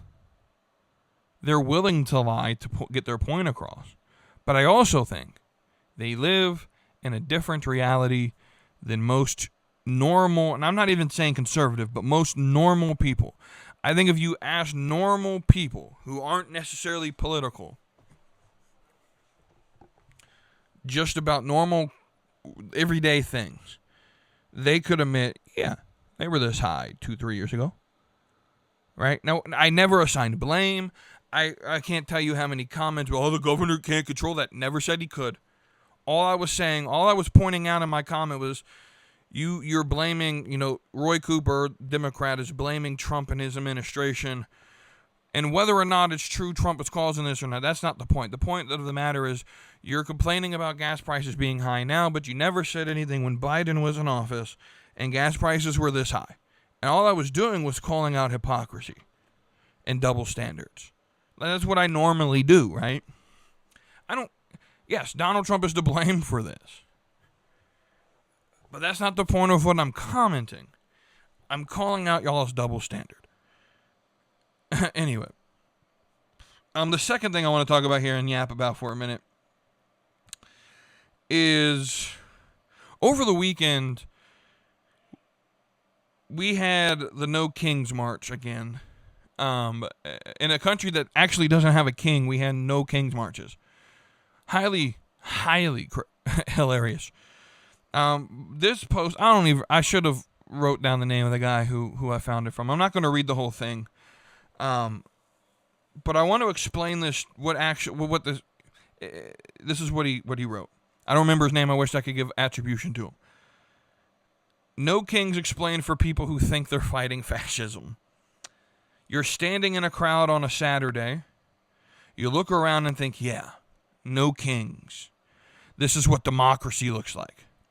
But bro, you're holding a sign made by a communist billionaire who lives in Shanghai. You live in a constitutional republic. Elections, term limits, a free press that spent 4 years calling the president a fascist without one journalist being arrested. The modern left's definition of fascism is you love your country, you're a fascist. You want to enforce the border, you're a racist. You think parents should raise their kids, you're a bigot. You want to know who's voting in your elections, it's Jim Crow. But being patriotic is fascism to the modern left. But every country has borders and enforces them. 176 countries require ID to vote. That's the definition of a country. But the Democratic establishment told you otherwise, and you believe them. Congress, the current session of Congress, has a 15% approval rating. 80% of Americans disapprove. Yet 97% of incumbents get reelected. Chuck Schumer, 46 years, longer than Stalin. Steny Hoyer, 45 years, longer than Mao. Mitch McConnell, 42 years, 5 times longer than Napoleon. Nancy Pelosi, 39 years, longer than Henry VIII. Maxine Waters, 35 years, longer than Mussolini. Bernie Sanders, 35 years, 3 times Hitler's entire reign. Donald Trump, 5 years and 3 months, won the popular vote and the Electoral College. But Trump is the king. Okay, buddy. You don't hate kings, you hate kings that aren't yours. And Saturday, they had you in the streets carrying their water.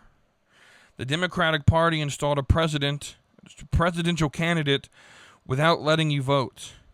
Biden quit on a Sunday, and by Tuesday, your Queen Kamala was crowned. No primary, no debate, no ballot. For the first time ever since 1968. 3 days before your march, every Senate Democrat voted against photo ID to vote. That's the SAVE Act I was talking about earlier, by the way. But during COVID, you carried a vaccine card everywhere like a hall pass from the government just to eat at a restaurant. But getting a birth certificate or waiting 2 hours at the DMV to prove you're a citizen before you vote? Nah, bro, that's real oppression. The Democratic Party is pro-illegal immigration. They count non-citizens in the census. The census determines congressional seats. More non-citizens mean seats. More non-citizens mean more seats, means more power, which means more no voter ID, which means no way to check who actually can vote in our elections. That's how you keep power without wearing a crown. Biden built a censorship machine, pressured Facebook to suppress true information, and they admitted it in writing. They censored scientists, censored doctors, censored jokes. The Biden White House told Facebook to remove humor and satire. They literally went after people for making fun of them, though the UK does it better. Everything they censored turned out to be right. They just outsourced the silencing to Silicon Valley. And it doesn't stop at speech. The extreme left justifies taking children from families.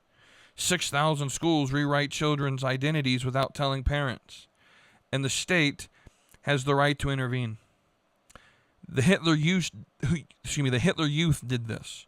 Mao's Red Guard did this. The Soviets built statues of a child who reported his own father. It's the same playbook. During COVID, your bakery got shut down, your church closed, you couldn't hold your dying mother's hand at the hospital. But thousands packed together during BLM to burn Minneapolis. And that was essential civic engagement, obviously. $2 billion in damage, 25 dead, 2,000 cops injured, 20 states burning. Vice President Kamala promoted a bail fund for the rioters, no investigation, and no hearings. January 6th, one building, a few hours, 1,000+ prosecuted, 2 years of televised hearings. Kings decide which violence counts, and the left decide it. Charlie Kirk spent his life walking onto college campuses asking for honest debate, and he was assassinated. The CSIS terrorism database in 2025, the first year in 30 years that left-wing attacks outnumber right-wing, yet no one brings this number up. 75% of liberal students say preventing a speaker from talking is justified, and 27% say violence is acceptable. Liberals who went to Trump rallies, quote, "I never felt unsafe. The experience has changed me." Conservatives who show up on liberal campuses get screamed at, blocked, and assassinated. One side talks. The other side screams.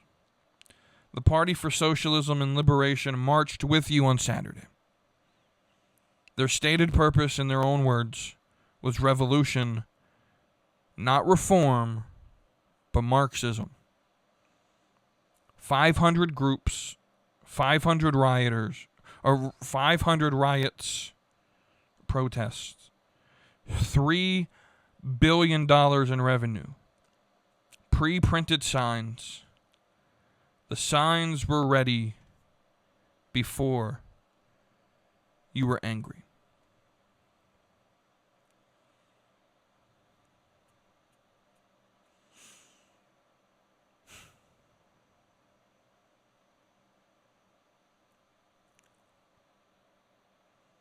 And then finally, we're going to end this on an even more serious note. And if I'm being honest, I questioned even doing this segment. But I'm going to do it anyway. This week is Passion Week. And for those who don't know, this Friday is Good Friday. This Sunday is Easter. And in my tradition, my religious tradition of Christianity, the week leading up to Easter is called Holy Week, or it's a Holy Week. It's called the Passion Week. I meant to look this up because I don't know the reasoning offhand.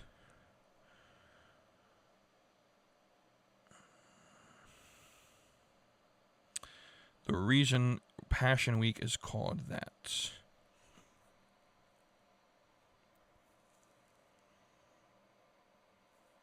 All right.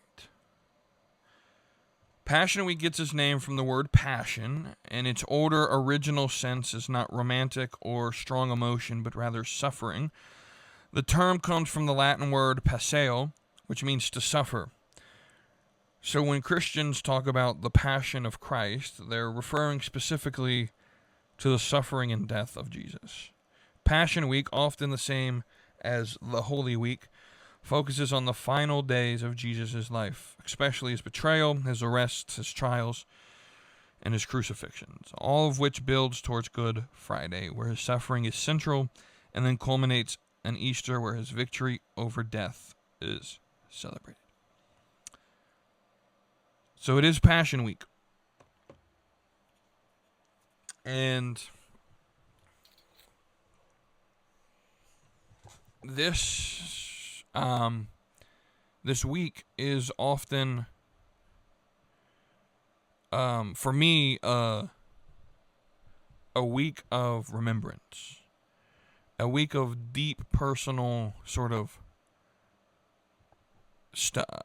reflection. As we build towards what I'm going to call the most important event to ever happen in human history.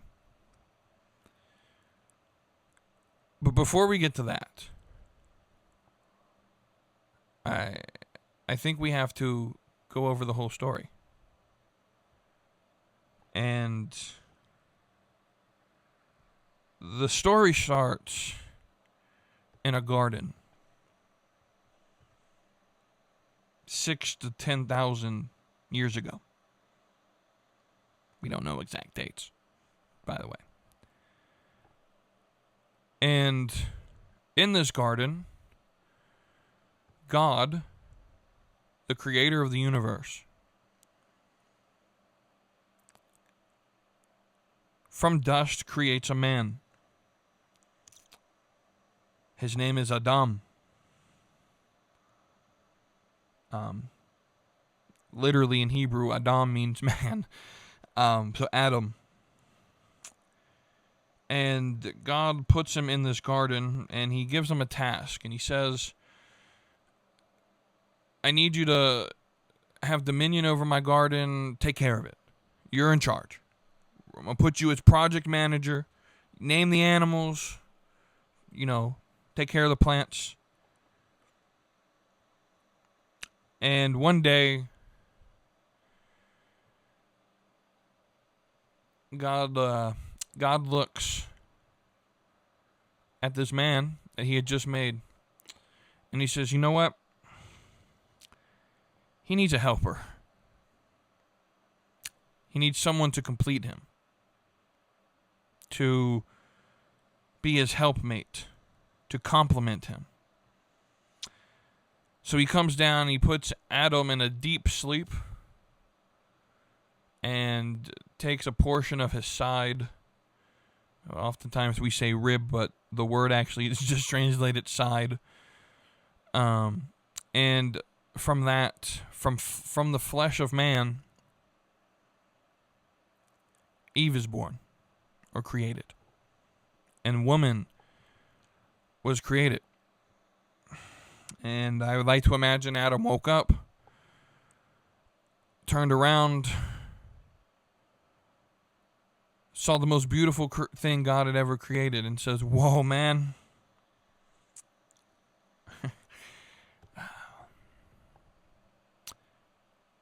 So then God comes to his creation, and the first thing he commands them to do, be fruitful, multiply. To be a little bit more blunt, and I mean this not out of disrespect, not trying to be like sacrilegious, but I genuinely, like, to be more blunt, I need you to have sex, and I need you to have a lot of it. We need more people. Be fruitful, multiply. And so that happens. He then says, Adam, I've given you all of these plants to eat. Hey, this tree right here, though, you can't touch it. Actually, the command was don't. The command wasn't don't touch it. I don't want to twist the story. You can't eat the fruit of this tree. And so one day, Adam and Eve, husband and wife, taking care of the garden, and whether you take this figuratively or literally doesn't, I don't think, matter. I take it a little bit more figuratively. A serpent comes up to Eve and says, hey, did God really say that? He really say not to eat the fruit? And Eve said, well, yeah, we're not allowed to eat it, nor can we touch it.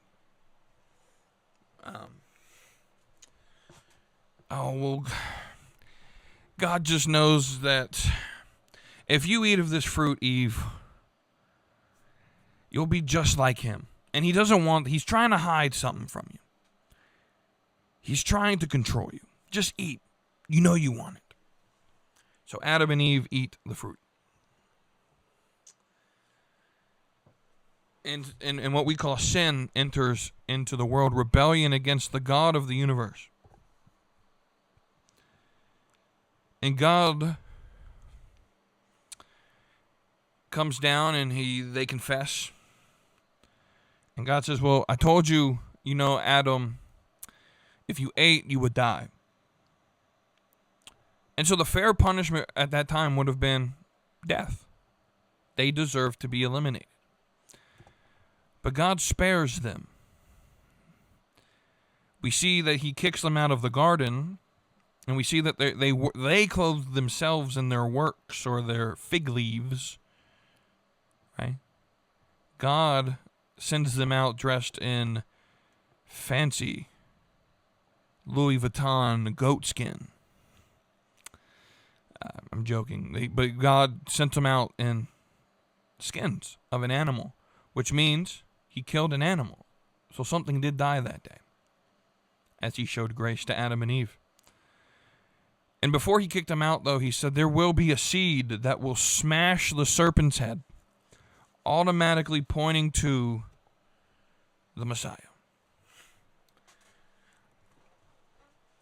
For the rest of human history, we get murder, strife, pain, sinfulness. There's even a weird story just a few chapters later of, depending on how you interpret it, demons coming and impregnating women and creating giants. Again, it depends on how you interpret that story, but it's a weird one nonetheless. And we have a bunch of rebellion, and God eliminates some people with a flood, spares one family. Again, they're told to repopulate. You need to make more people.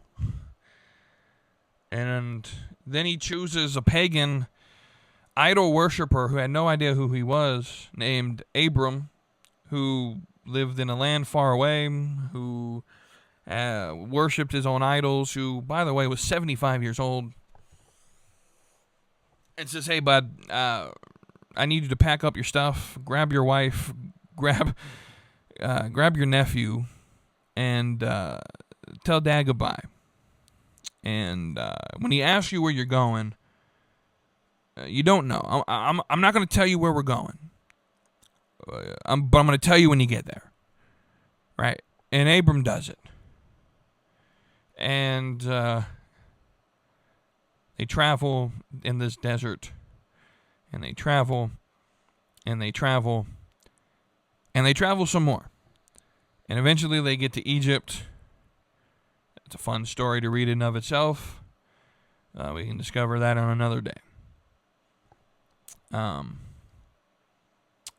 Abram, at the ripe old age of 75, was promised to be, by God in covenant, you will have a son, a physical son, and you will be a nation that numbers outnumber the stars of the sky and the sand on the ground. He's like, Abram, boy, I need you to go up. Look up. Now, they didn't have light pollution, so they could actually see the stars. He's like, hey, boy, look up. Count them stars for me. You think you can do it? No. Well, that's how many descendants you're going to have. You're going to have a descendant who will bless the world and bless the nations through you. Again, pointing towards not just Isaac, but a Messiah. Well, then Isaac is born at the ripe old age of 100 years old. Abram finally has his son.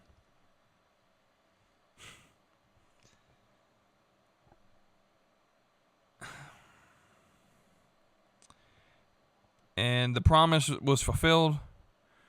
And about 20 years later, God said, hey, bruh.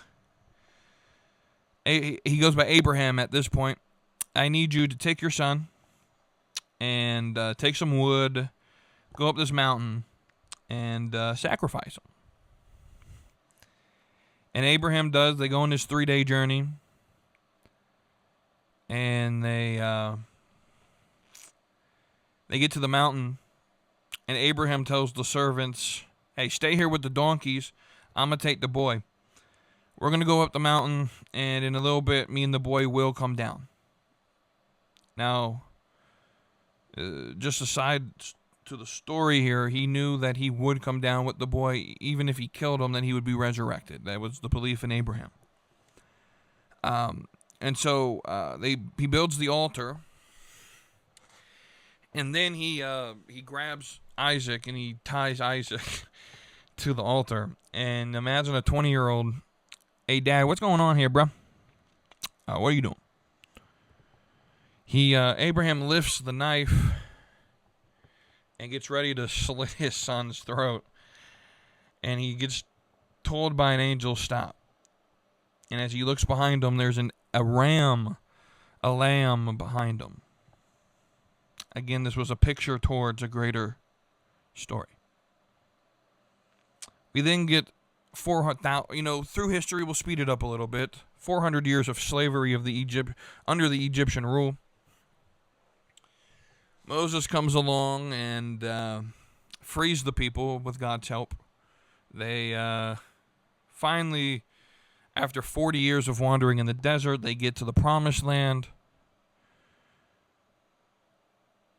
And the main thing that I want to show here is Passover. The firstborn son of the Egyptians died. Everyone not covered by the blood of the Lamb,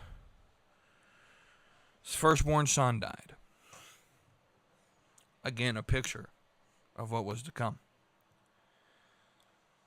David slaughters giants.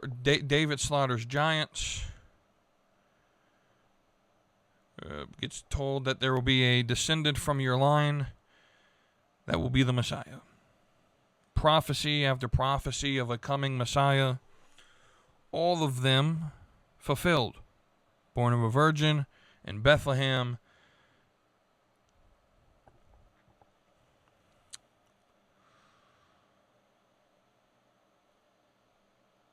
All for a reason. Matthew 1:21 says, the angel says to Mary, or Joseph, I don't remember which one he was talking to at the point, but that's not the point. He says, you're going to name him Jesus, for he will save his people from their sin. And so Jesus lives for 30 years, begins his ministry as a rabbi. As the Jewish law requires, you couldn't be a rabbi until you're 30 years old. So at 30 years old, Jesus begins his earthly ministry. He chooses 12 blue-collar hillbilly hicks who had no business being chosen. You would have thought that the king of the universe would have chosen kings, but he chose hillbillies. Backwoods fishermen. These were men's men. Now, most of them were probably actually teenagers. And Jesus trains them in the way of the kingdom, of what heaven will look like. Now, some of this teaching involved really irritating some very, very important religious leaders named the Pharisees. These guys were no fun. And they did not like that Jesus had fun. And to show you how not fun they were, the Jewish scriptures, the book of Deuteronomy, lists 613 laws that God tells the Jewish people to follow. Which it seems like a lot, but it's not. In consideration to the fact that the Pharisees added almost, I want to say, like over 1,000 other laws on top of those. To the point, let me give some of the funny ones. On the Sabbath day, you cannot look in a mirror. A man cannot look in the mirror on the Sabbath, because if he looked in the mirror and saw the gray hair, he would be tempted to pluck the gray hair, and plucking hair was considered work. Another funny one, on the Sabbath, you couldn't carry anything more than the weight of 2 figs, because that was considered work. On the Sabbath, if your donkey in the field fell into a hole, you couldn't go and save it. It was oppressive religion, if I could be honest with you.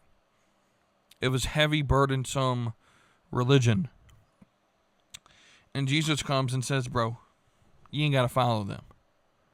He challenges their religious authority.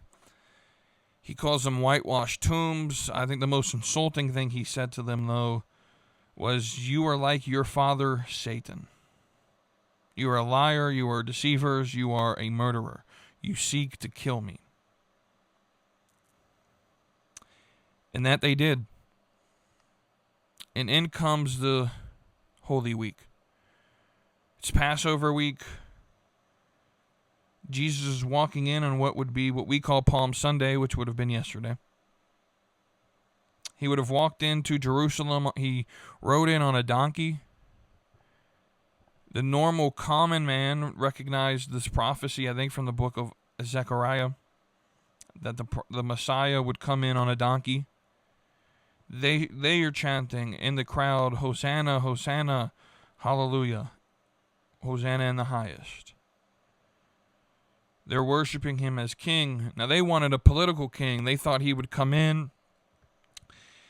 And over the course of that week, that Jesus would come in, start a riot, start an insurrection, and take over Rome. That's what they wanted Jesus to do. That's what they thought Jesus would do. Now, they had reason for that. If you look up the history of Hanukkah and the Maccabean rebellion, they had a reason to believe that Jesus would be a military leader, but he told them for 3.5 years, my kingdom is not like the kingdoms of this world. I didn't come to bring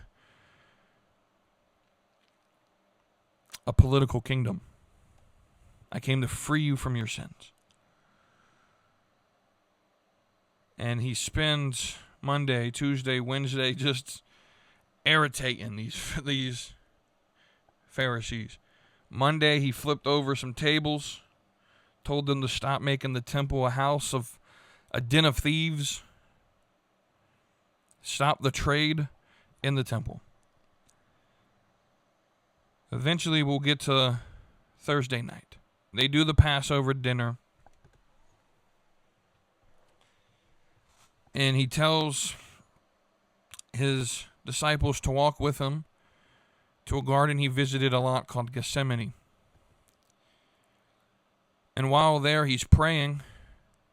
He starts sweating, and his sweat is mixed with blood. It's I don't know how to say hemanhidrosis. I don't know how to actually say it, but it's an actual medical phenomenon where the human body is so stressed that the capillaries in the head and in the sweat glands actually burst. The weight of the world is literally on his shoulders as he's begging his Father in heaven, if there's any way to do this without the suffering that I'm about to go through, may it be done. But if not, your will be done. It is in this garden, after he's done praying, that a cohort of Roman soldiers, now by the way, the cohort's about 600 soldiers, shows up. I need you to understand, 600 soldiers for one dude to come arrest. One dude.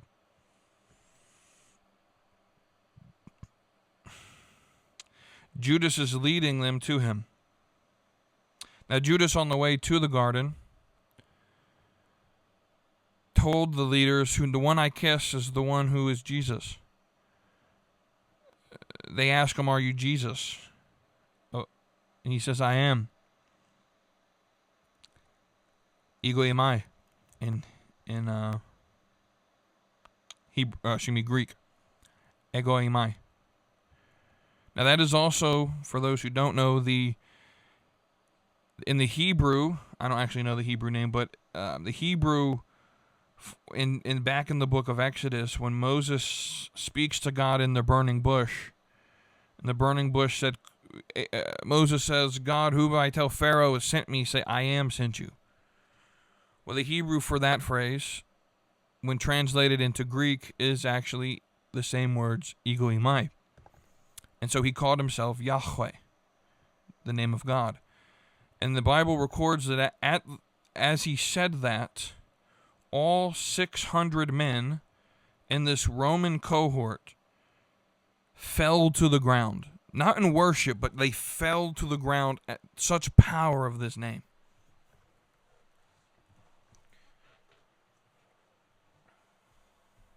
Eventually he gets arrested. Now, Peter, being the guy he is, cuts off this dude's ear. Jesus has to put it back on for political reasons, because Peter would have been crucified as well if Jesus hadn't done that. And, well, he kind of needed Peter. He was kind of important. So,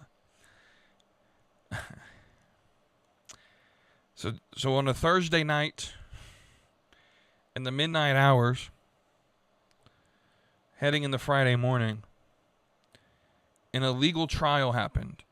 Trials must have happened in Jewish law. First off, could not happen on the Passover day, which would have been Thursday, going into Friday. But also, trials could not have happened at night. It had to have been public in the daylight. So an illegal trial happens. And these religious leaders are trying to get him to blaspheme. And eventually, because the Roman law at the time was only Rome could do capital punishment. So the Jews couldn't stone him. They legally could not stone him.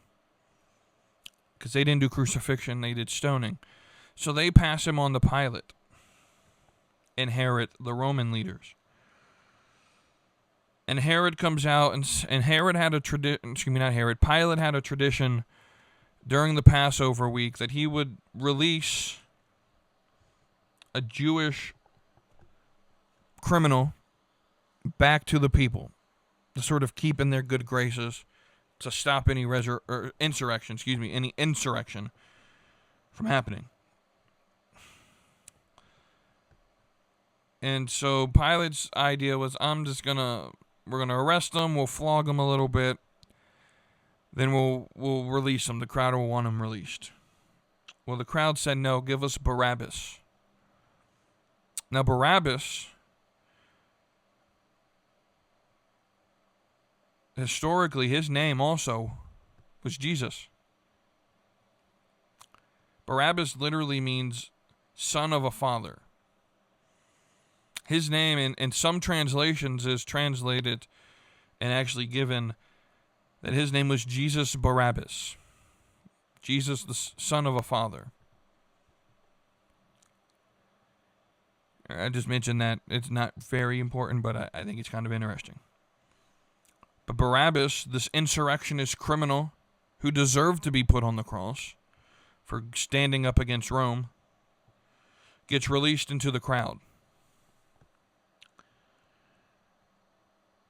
Jesus, the Messiah, the Son of God, God himself in the flesh,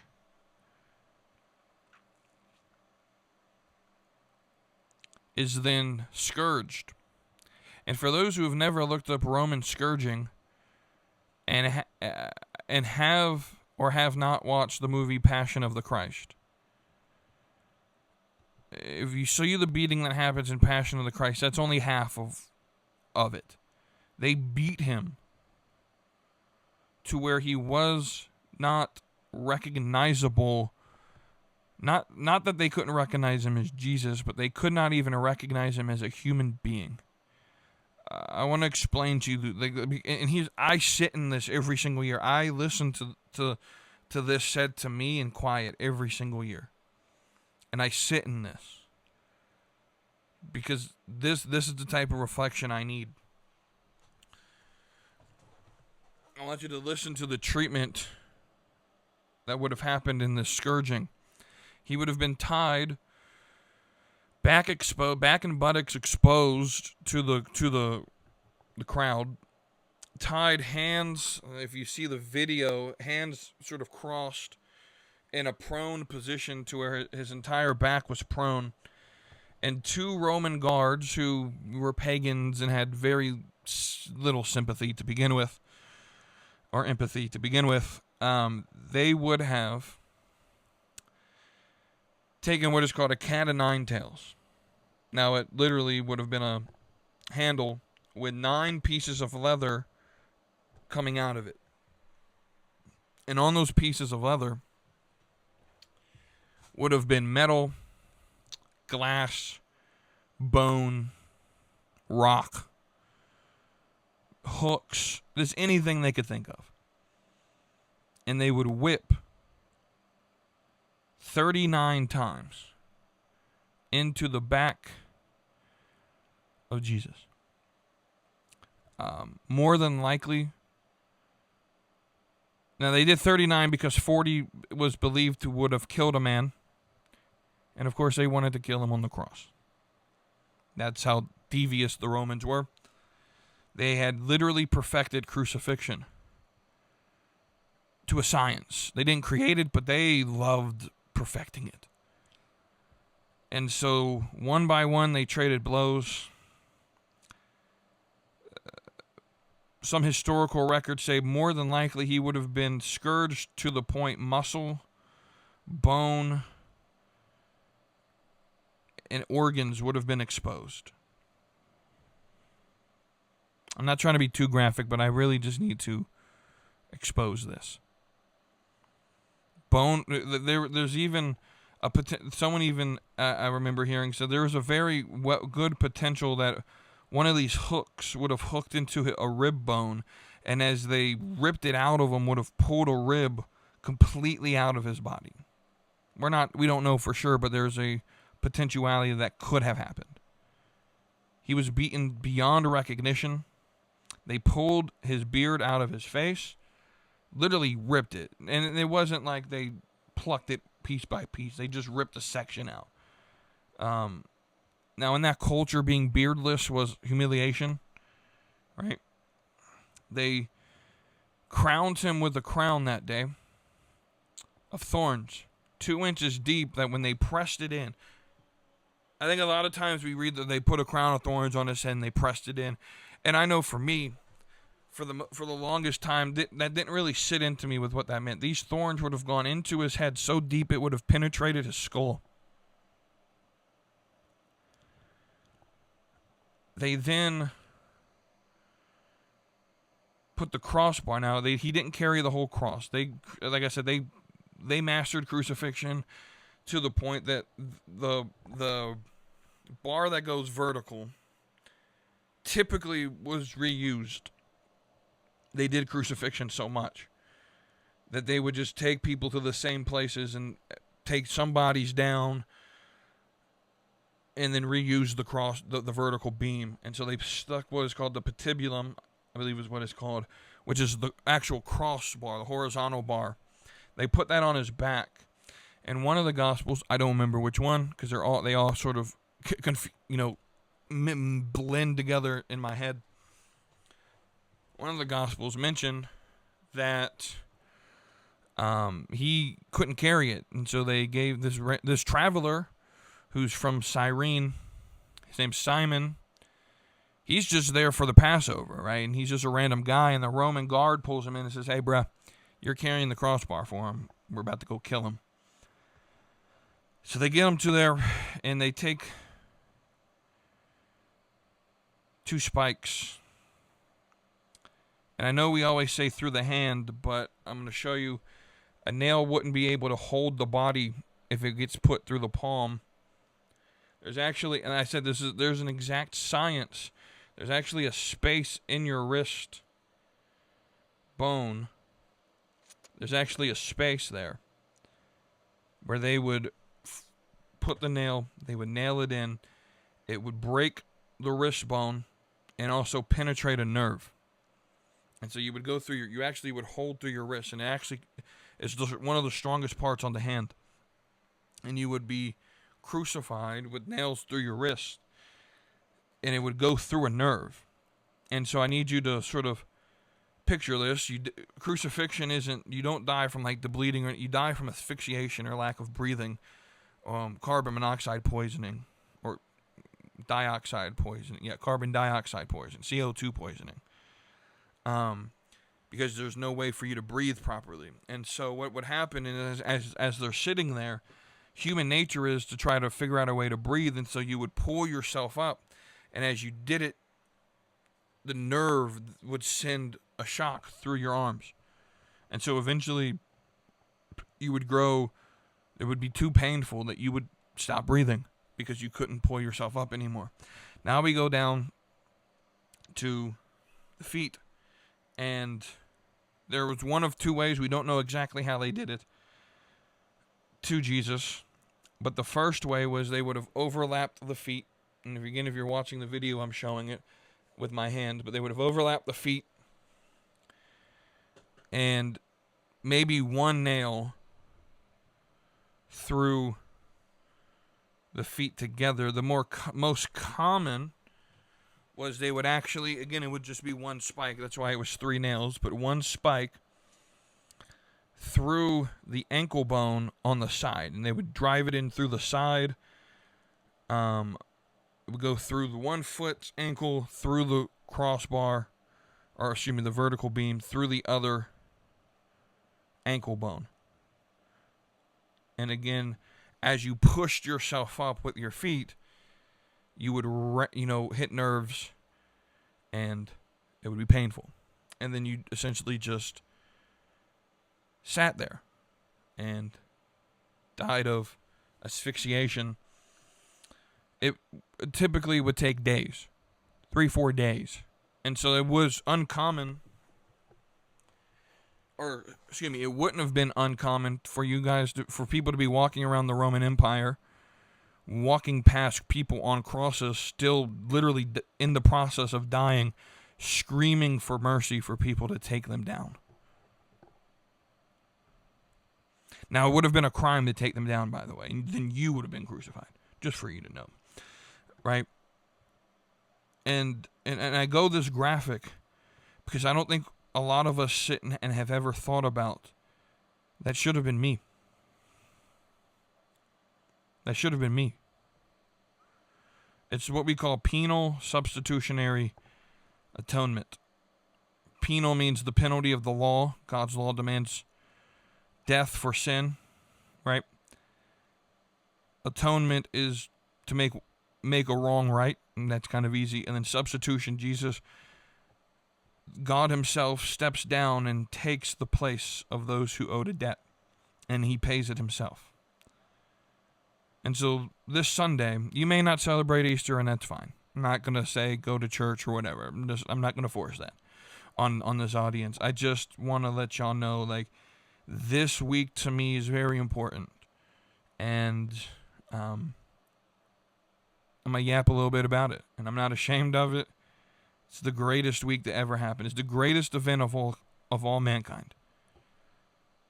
And I want to just tell you, you may listen to this, and you may have said, great, you told me a great story. First off, when was the last time the hero ever died for the villain? In any superhero story you've ever told, has a hero ever died for the villain? A hero may die for a hero or to save the good people. Has he ever died to save the villain? And guess what? I'm the villain. You're the villain, right?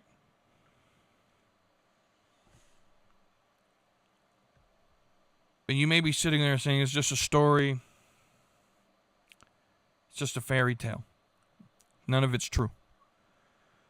I just want to take... I know I said that the disciples were hillbillies, but they weren't stupid. And I don't know about you, but if it was a lie, you think people would die for it?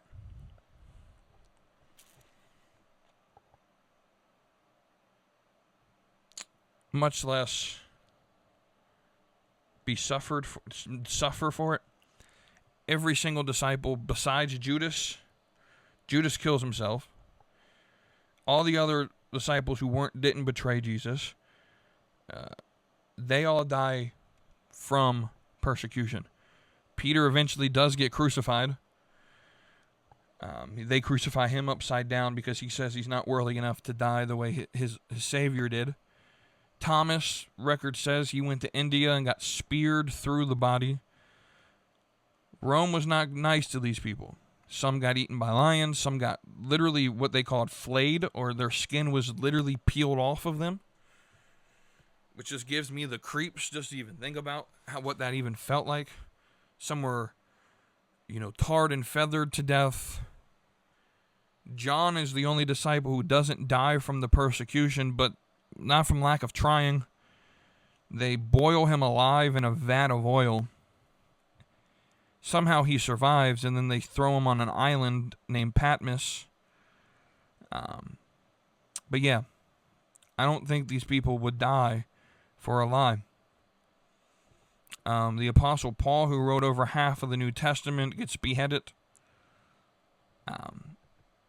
My point is, there's over 500 eyewitnesses to this who helped write the Bible and tell the history of it. And the Gospel of Luke is written to a Roman official by a doctor who was highly researched.